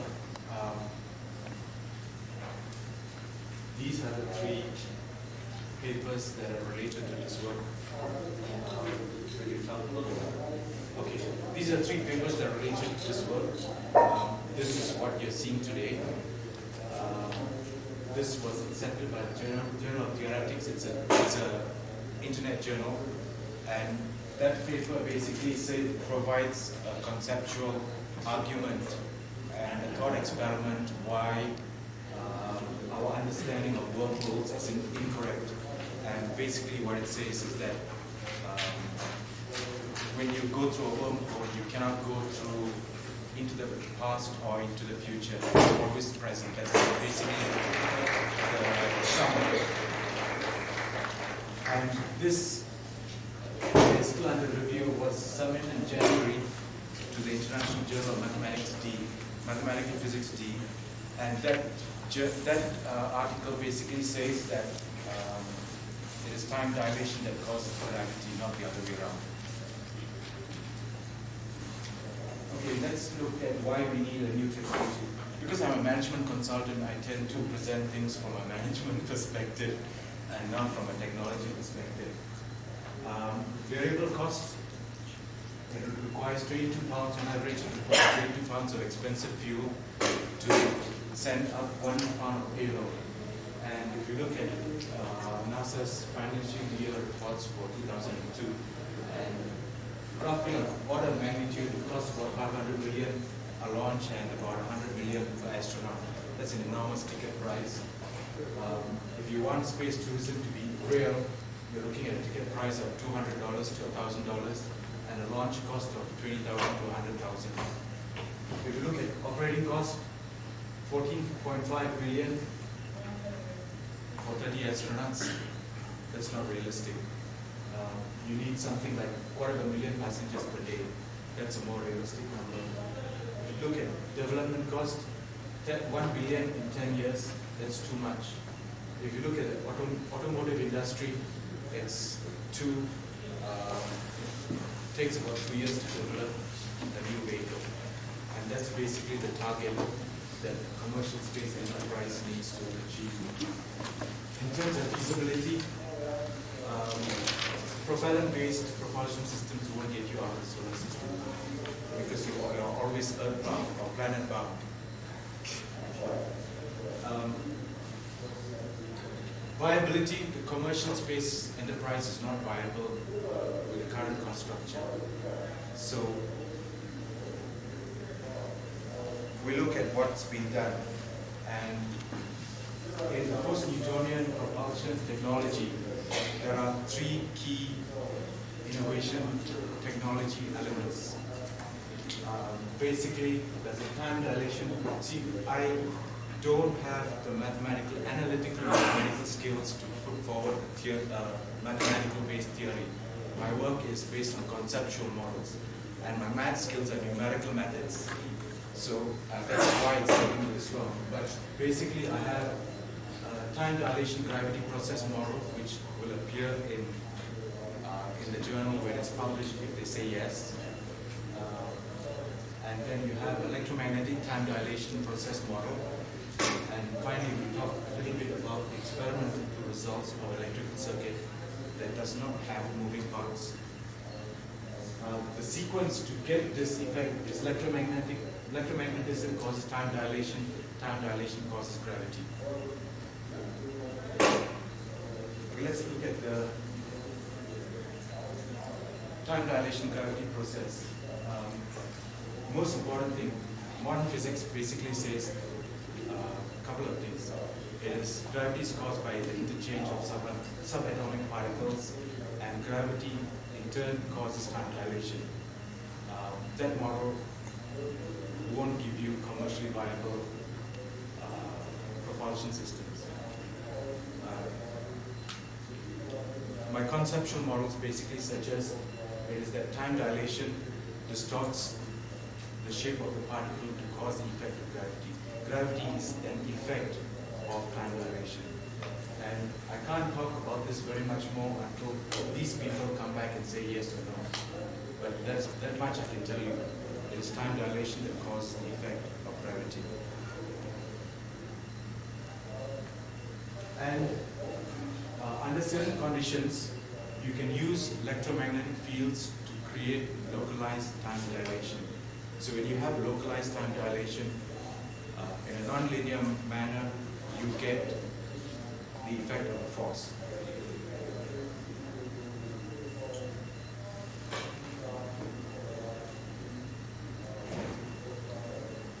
Okay. What has been developed to date is an electrical circuit that does not have moving parts that can change its weight. And we look at, in the later part of this presentation, we look at some of the experimental results. And the direction of the weight change can be changed by reversing the electric field polarity or just turning the device upside down. In the video, you will see the device has been turned upside down to demonstrate a weight increase. The first portion of the video shows weight loss. The second portion of the video shows a weight gain.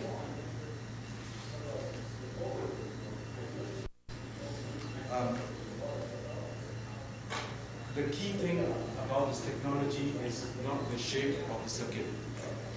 The engine block is a field, the fuel is also a field. And the key thing about this technology is that the shape of the field is what creates the force.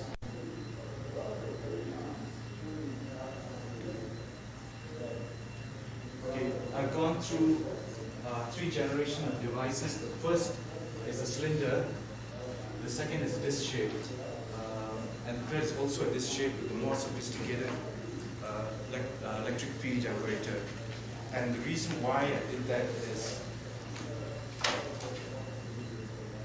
what I had to demonstrate is that, you see, when I talk to a lot of people, they said there are 3 possible causes. One is the Earth's magnetic field, second is some oxygen effect, and the third is superconducting effects. And I'll show you later, I'll talk a little bit about superconducting effects.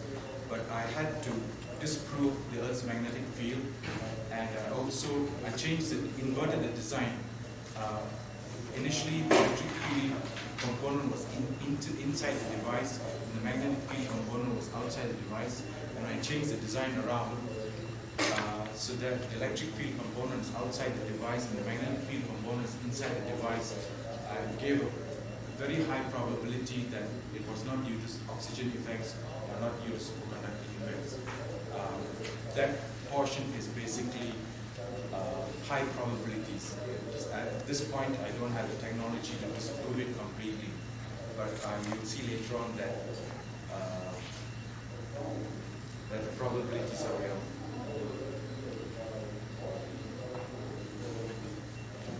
you a video of two of the experiments.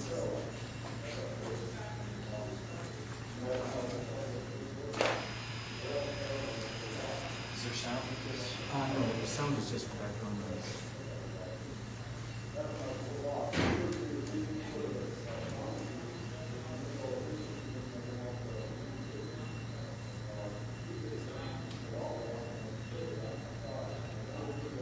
This is the first experiment done on a mechanical balance, and you can see the pointers aligned. This experiment took about 3 hours plus.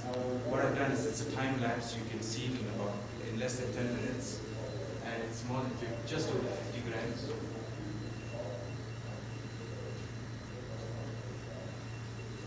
And that's a device, courtesy of Safeways. And that's electric field power pack. It generates about 600 volts. The mechanical balance from University of Denver. PowerPoint, this power supply for the magnetic field is from the University of Colorado at Denver.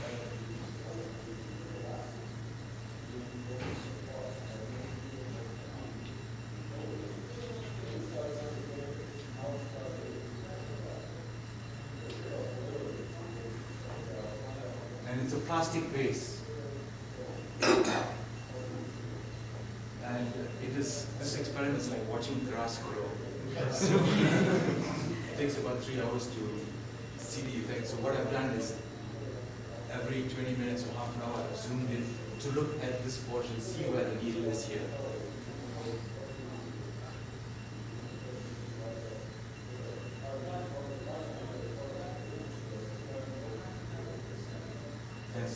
That's the trouble with autofocus. It's focusing on the background wall. Okay. Yes, it's come down. Can you see it's come down a little bit?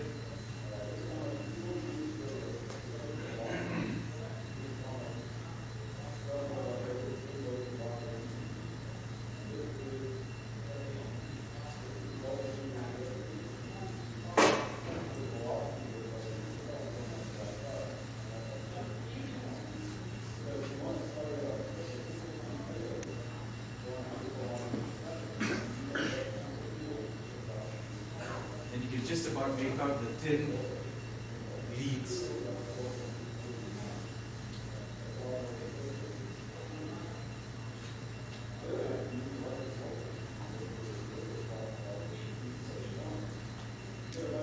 How much of a change did you see?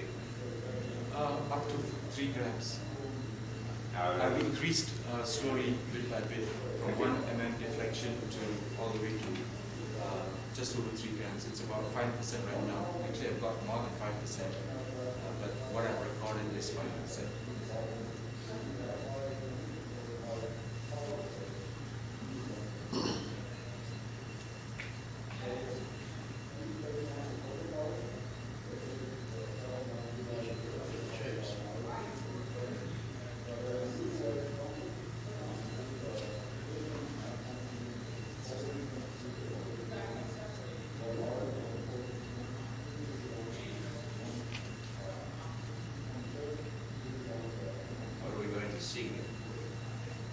Here I put this slot in to show that it is a very slow process right now.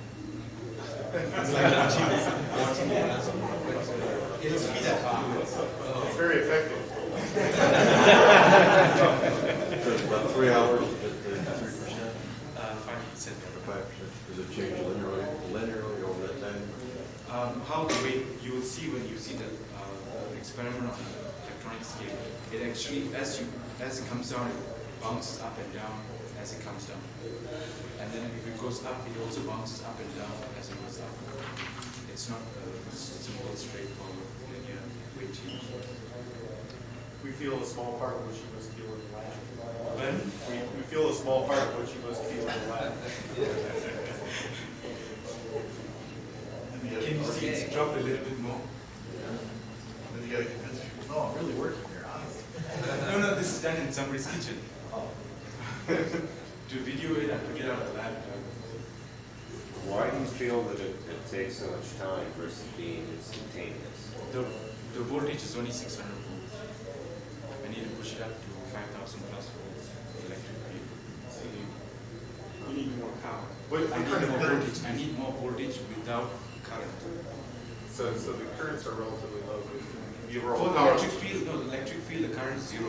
For the magnetic field, what I've done is I've stepped it from 0 all the way to 1.1 amps. What are those matches used for?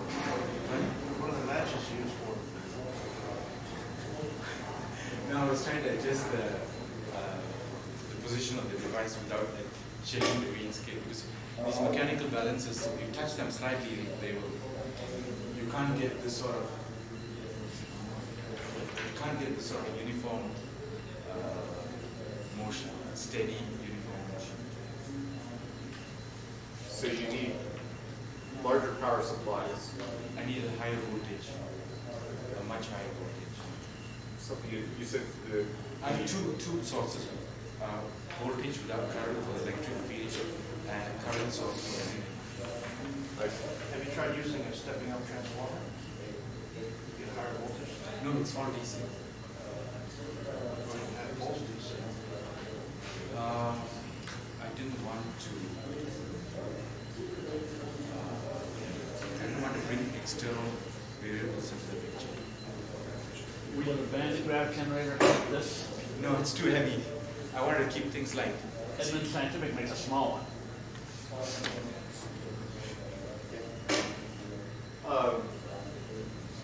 How is the variability of how is the weight variability and the gravitation variability related to the voltage variability? In other words, if you double the voltage, what sort of variance would you then see? I get almost double the effect.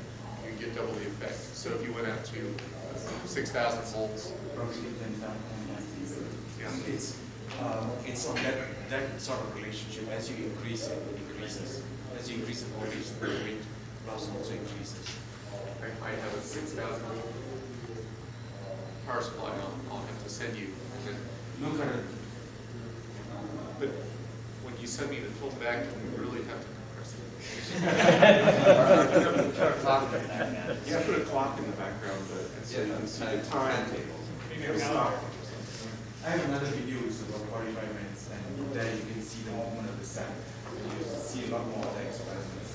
But that requires an undisclosed video. I think the members of your audience are probably at this point willing to send you a computer with video software. I keep life simple. This is really a plea for better equipment, isn't it? I mean, I stepped up the current.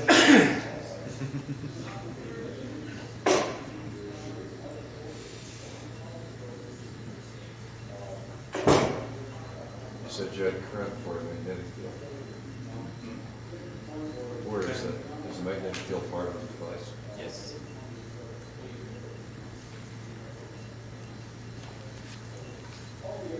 Where is your paper being published? Yeah. International, which one? Gravity one? This one? This one? here? Yes. This one's here. Oh, It will be on the CD. Okay. I guess, is that the one that you were referring to that couldn't talk about the paper? No, that one's International Journal of Mathematical Physics D. If they say yes, because it's still under review. And there I present a very rudimentary model for how time dilation causes gravity. So you are from Denver University? Or do you work at Denver University? Do you work at Denver University? Or are you a student there?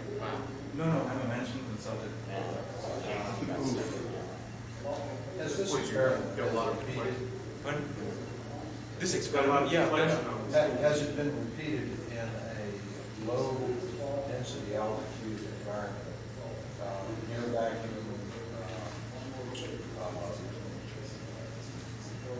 No. Conditions? Yeah, near space conditions. No.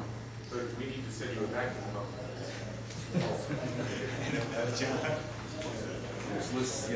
And has it been? Okay, this is the second experiment with the electronic scale. One of the things I realized right in the middle of this experiment, the scale died. And so you'll see that the scale is actually showing 160 grams and not 50 plus grams. So the scale was on its way out when I was recording this. But if you watch This is the decimal point, and the dot next to it is grams, G for grams. And here what I've done is I've turned the device upside down instead of switching the electric field to show the weight increase. These devices, they take about 2 days to fully discharge, to return back to their normal weight. And so what I did was to turn it upside down rather than wait for it to discharge. Have you also repeated the experiment without the possibility of there being a drawer full of forks and knives under? Oh, I've done it. Yeah, agreed. I've done it in the basement, I've done it in the bedroom, I've done it in 2 different labs. I've used 4 different weighing scales, electronic weighing scales, and mechanical balance. I've changed the design, 6 or 7 different designs. And the first design, I actually ran it 100 times because when I saw it work, I thought, great. And then I'll go to sleep and I'll wake up in the morning, it didn't really work. Then I'll call my neighbors in to let them have a look at it. What is your background? How did you end up in management consulting? I didn't like engineering, so when I started working for TI, I moved from being a process engineer to systems. I did a lot of proprietary systems development for TI. Is your background in double electrical engineering? It's electrical and electronics, but for all practical purposes, what I got out of it was an engineering way of thinking, rather than double E and fair amount of physics. Yeah, I love physics. So now if you're ready for work. It's very exciting so far. This is where the experiment ended because I realized after 1 hour, I realized that the scale came up with a problem that said something to do with some failure, and I stopped the experiment. So I haven't run the experiment since then. I beg your pardon, what came up to the problem? The scale came back with a failure. Why did you change the scales that you were using? Why did you use a mechanical scale? See, with the electric scale, electronic scale, it's easy to see what's happening. Some of the scales are used down to 100th of a gram, so you can actually watch the variations in the weight as it fluctuates up and down, as in its progression upwards or downwards. Okay, because electronic scale have a drift. That's possible, but that's why I had a mechanical balance. Well, that's what I was thinking, that the mechanical balance, just to see if what you'd want to do is use the same balance for both your your losing of weight and gaining of weight. Yes. Because what we saw there, when you switch from mechanical to electronic, I know at least with the electronic ones, you'll have a although a drift of 2 grams is really, that would be pretty excessive normally. It would be. Scale like that. And I've run these experiments for 400 times. And I've done it over 4 different electronic balances and 1 mechanical scale. Do you have access to an electronic balance that will allow you to record the data? No. Much better. Good. If you have a background in electronics, you can grab the data off the display. Yeah. And that's what I would ideally have liked to have. Right now, I'm more interested in getting the results and seeing how it works and making sure that the concepts are real. Can you explain the concept of running? Now, we've seen the experiment. Now, we review for the layperson what actually happened. Okay, basically, what I'm proposing is that it is time dilation that causes gravity, and not the other way around. See, modern physics says that the interchange of subatomic particles is what causes gravity, and gravity in turn causes time dilation. What I'm saying is that it is time dilation that causes gravity, and the mechanism is different. very different from what modern physics is saying it is. So that's one side of the model. The other portion is it's electromagnetism under certain conditions, under certain orientations, electromagnetism will cause time dilation. And the key is non-linear time dilation. Because if time dilation is constant, it's just velocity. So you want to see acceleration or force. And then you have to create non-linear time dilation. So when you put the two together, you have an electric circuit that has no moving parts, that is creating non-linear time dilation using electromagnetic fields. And the non-linear time dilation shows up as a force which you see as a change in weight, either increase or decrease. Now that time dilation that you're saying, is it just within the circuit? It's on the device itself. Okay, because I was wondering if you could actually put in a timer. If you put in a timer, you should be able to then demonstrate not only just with weight, but also with the time change. I have a different idea of what I would like to do. Is actually create a box that can that's used only for time dilation, and put a watch in that, and compare it with another box which doesn't have this device, and then see whether it slows down or speeds up. It's easy to create the time dilation, but I don't know how to reverse it. How do you contract the time to speed up time? That right now I'm not sure. And what I hope will eventually result from that is, if all this is true, is that we will have refrigeration technology that slows down the process rather than directly, rather than cooling it down. Slow it. Yeah, what I like to give it the name chronogenic storage. Could you also age wine more quickly? I'm not sure. I mean, in theory, the ideas are possible, but how do you get it working is something else. And there's some strange effects. If the glass is, the box is made of glass, and you look in, will you see things happening quickly? I'm not sure. Yes, possibly yes, but you're probably, if you're slowing down time, you probably look much darker. Because that's true. Yeah. Yeah. If you're speeding, light is slow down. If you're speeding up time, then it looks very bright. Okay, this is the first generation device. It's a cylinder, and my conceptual model basically said the cylinder should twist. And I aligned the cylinder with Earth's magnetic field, it twisted, and when I aligned it perpendicular to Earth's magnetic field, it also twisted in the same manner as expected to twist. The second generation device is a disc, and it's supposed to kick. So you hang it like a pendulum, and independently of the direction of the Earth's magnetic field, it kicks.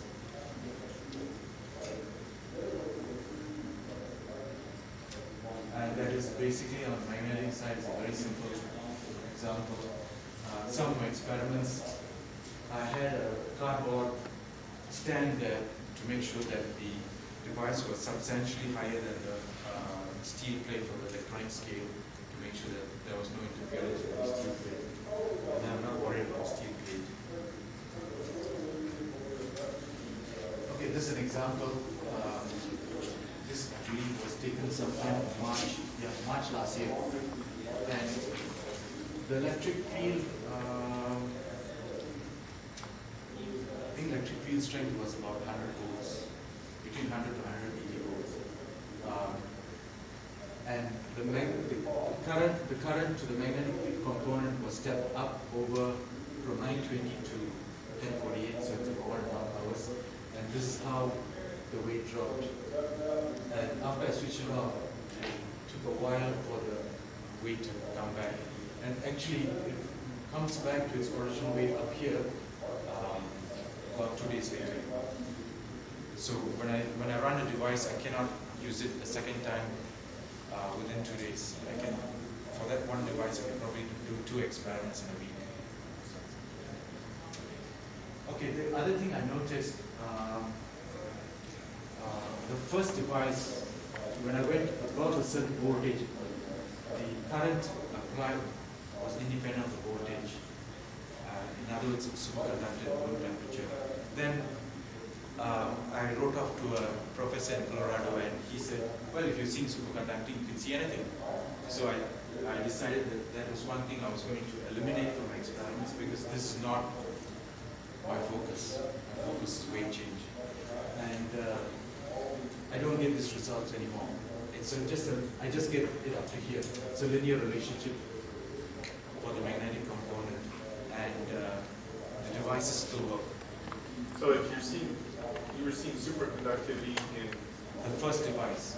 The first device was you were using copper, which all the devices use copper and aluminum. The later ones don't use aluminum. They just use copper. So you were seeing superconductivity in copper at room temperature? Room temperature. It's in the lab, 27 degrees or whatever the temperature the lab maintains. Another thing I noticed in the first device is that the weight dropped from 42 grams to half a gram and stayed at half a gram for 3 seconds before it bounced back up. But I haven't been able to repeat that. So I'm not sure why that happened. Are you quite sure it was superconductivity? Yeah. Because I've done this about 10 or 15 times. Very interested in that. Yeah, but it's not my interest, so I took it out. But I can probably reconstruct the device, the first device, to see whether we can get it again. Because all my devices, for security reasons, all my devices, when I finish with them, I destroy them. When you document them? I document the results, but the rest is... You should document the device. I know. And then send it to me.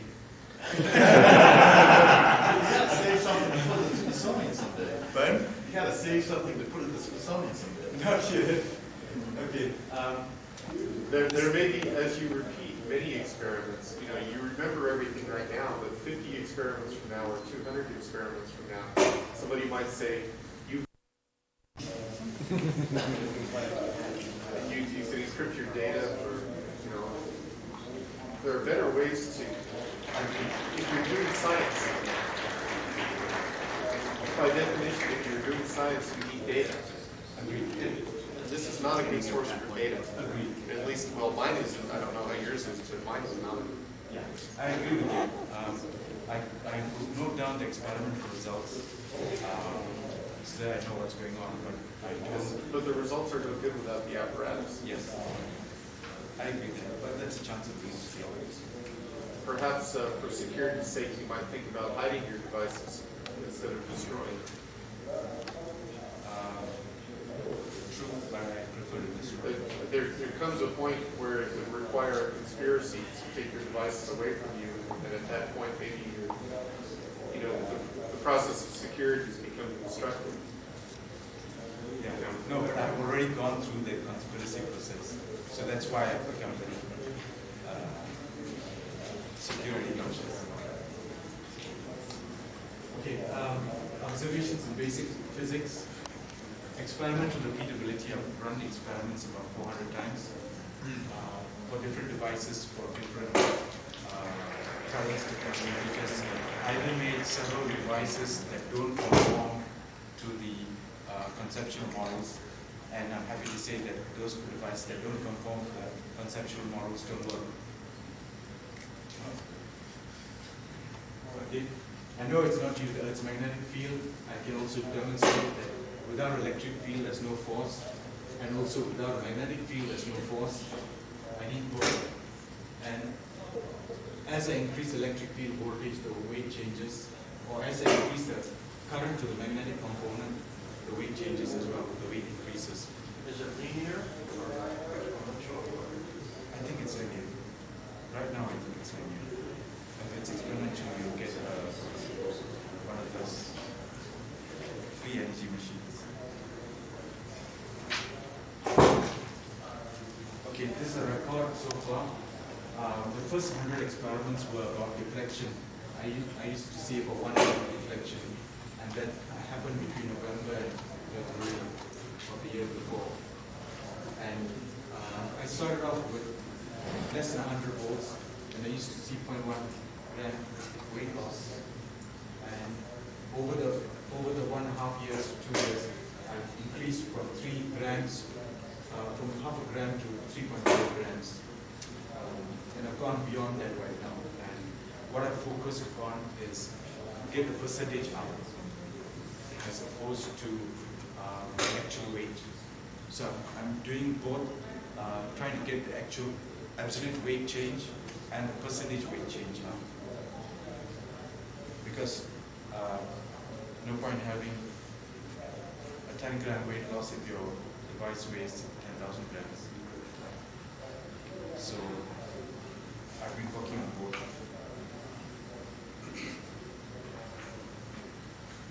Why is it called Post-Newtonian? Because current rocket technology uses the Newton's third law of motion, which says that for every action there's an equal and opposite reaction. This technology, that effect is not in play.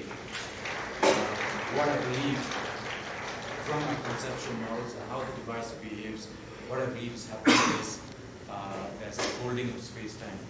What I also believe is that there's a much closer relationship between space-time and electromagnetism than modern theory suggests. And it's good if somebody can look at those relationships. Okay, where am I at? For a management consultant, I have satisfied with the basic physics.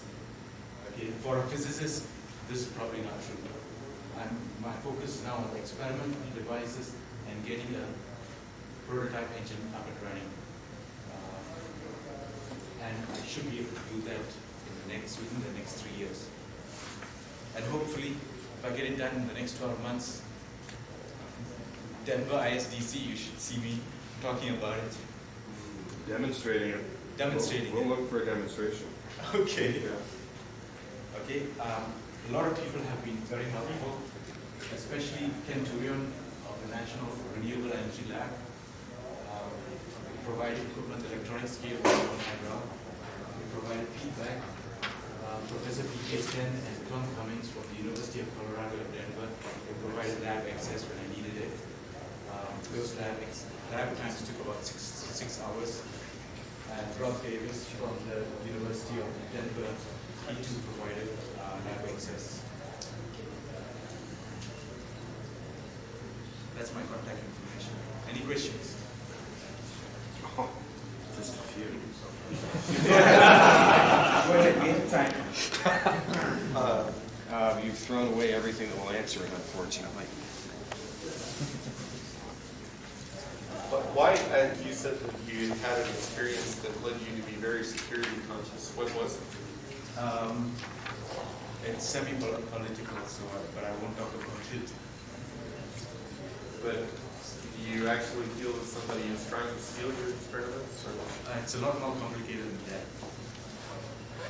So they're different gravity waves. I think gravity waves is a different issue. It's to do with the rotating space. That's roughly what I understand. Well, what has never been defined at this point? See, what modern physics is focused on is the effects, and from the effects, how do you do that? What I've been looking at is I want to put something that's commercially viable, or potentially commercially viable. So I focus on the source. You said your long-term goal is to get to a launch vehicle. Does that imply that you think that continuing to increase voltage will give you a greater and greater weight loss? I'm pretty sure. Yes, And sir. it needs to be more than zero weight, 100% weight loss if you're going to move up. One of the implications is that if we have a craft that can float into space because it's weight loss, because of weight loss, there won't be such thing as an orbit. So you go straight up there and you stay there because you need the pull of gravity to orbit. So you can go from planet to planet, from point to point. Have you seen any weight losses that were greater than 5%?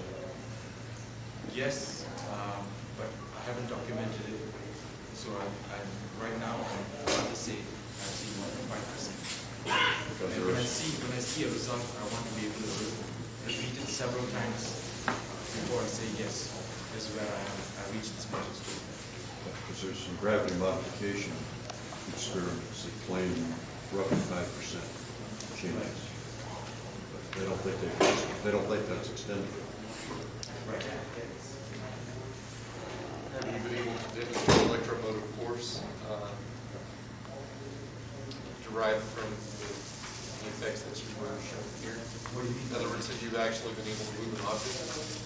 No, I'm not there yet. This is still very early. My focus is 100% weight loss. That's my main milestone. I beg your pardon. 100% weight loss is my first milestone by far. Perhaps as an intermediate step, just something that could move, say, a refrigerator or a big sofa during a moving job would be a great thing to have, especially if they move it upstairs and buildings that don't have elevators. You have to go 6 steps and then a man in to make a right turn and up. There's a lot more money in weight loss. Actually, my son, he watched Back to the Future and he said, you know those hover skateboards? I want that. So that's what caused me to speed up this whole thing. There you go. I think you actually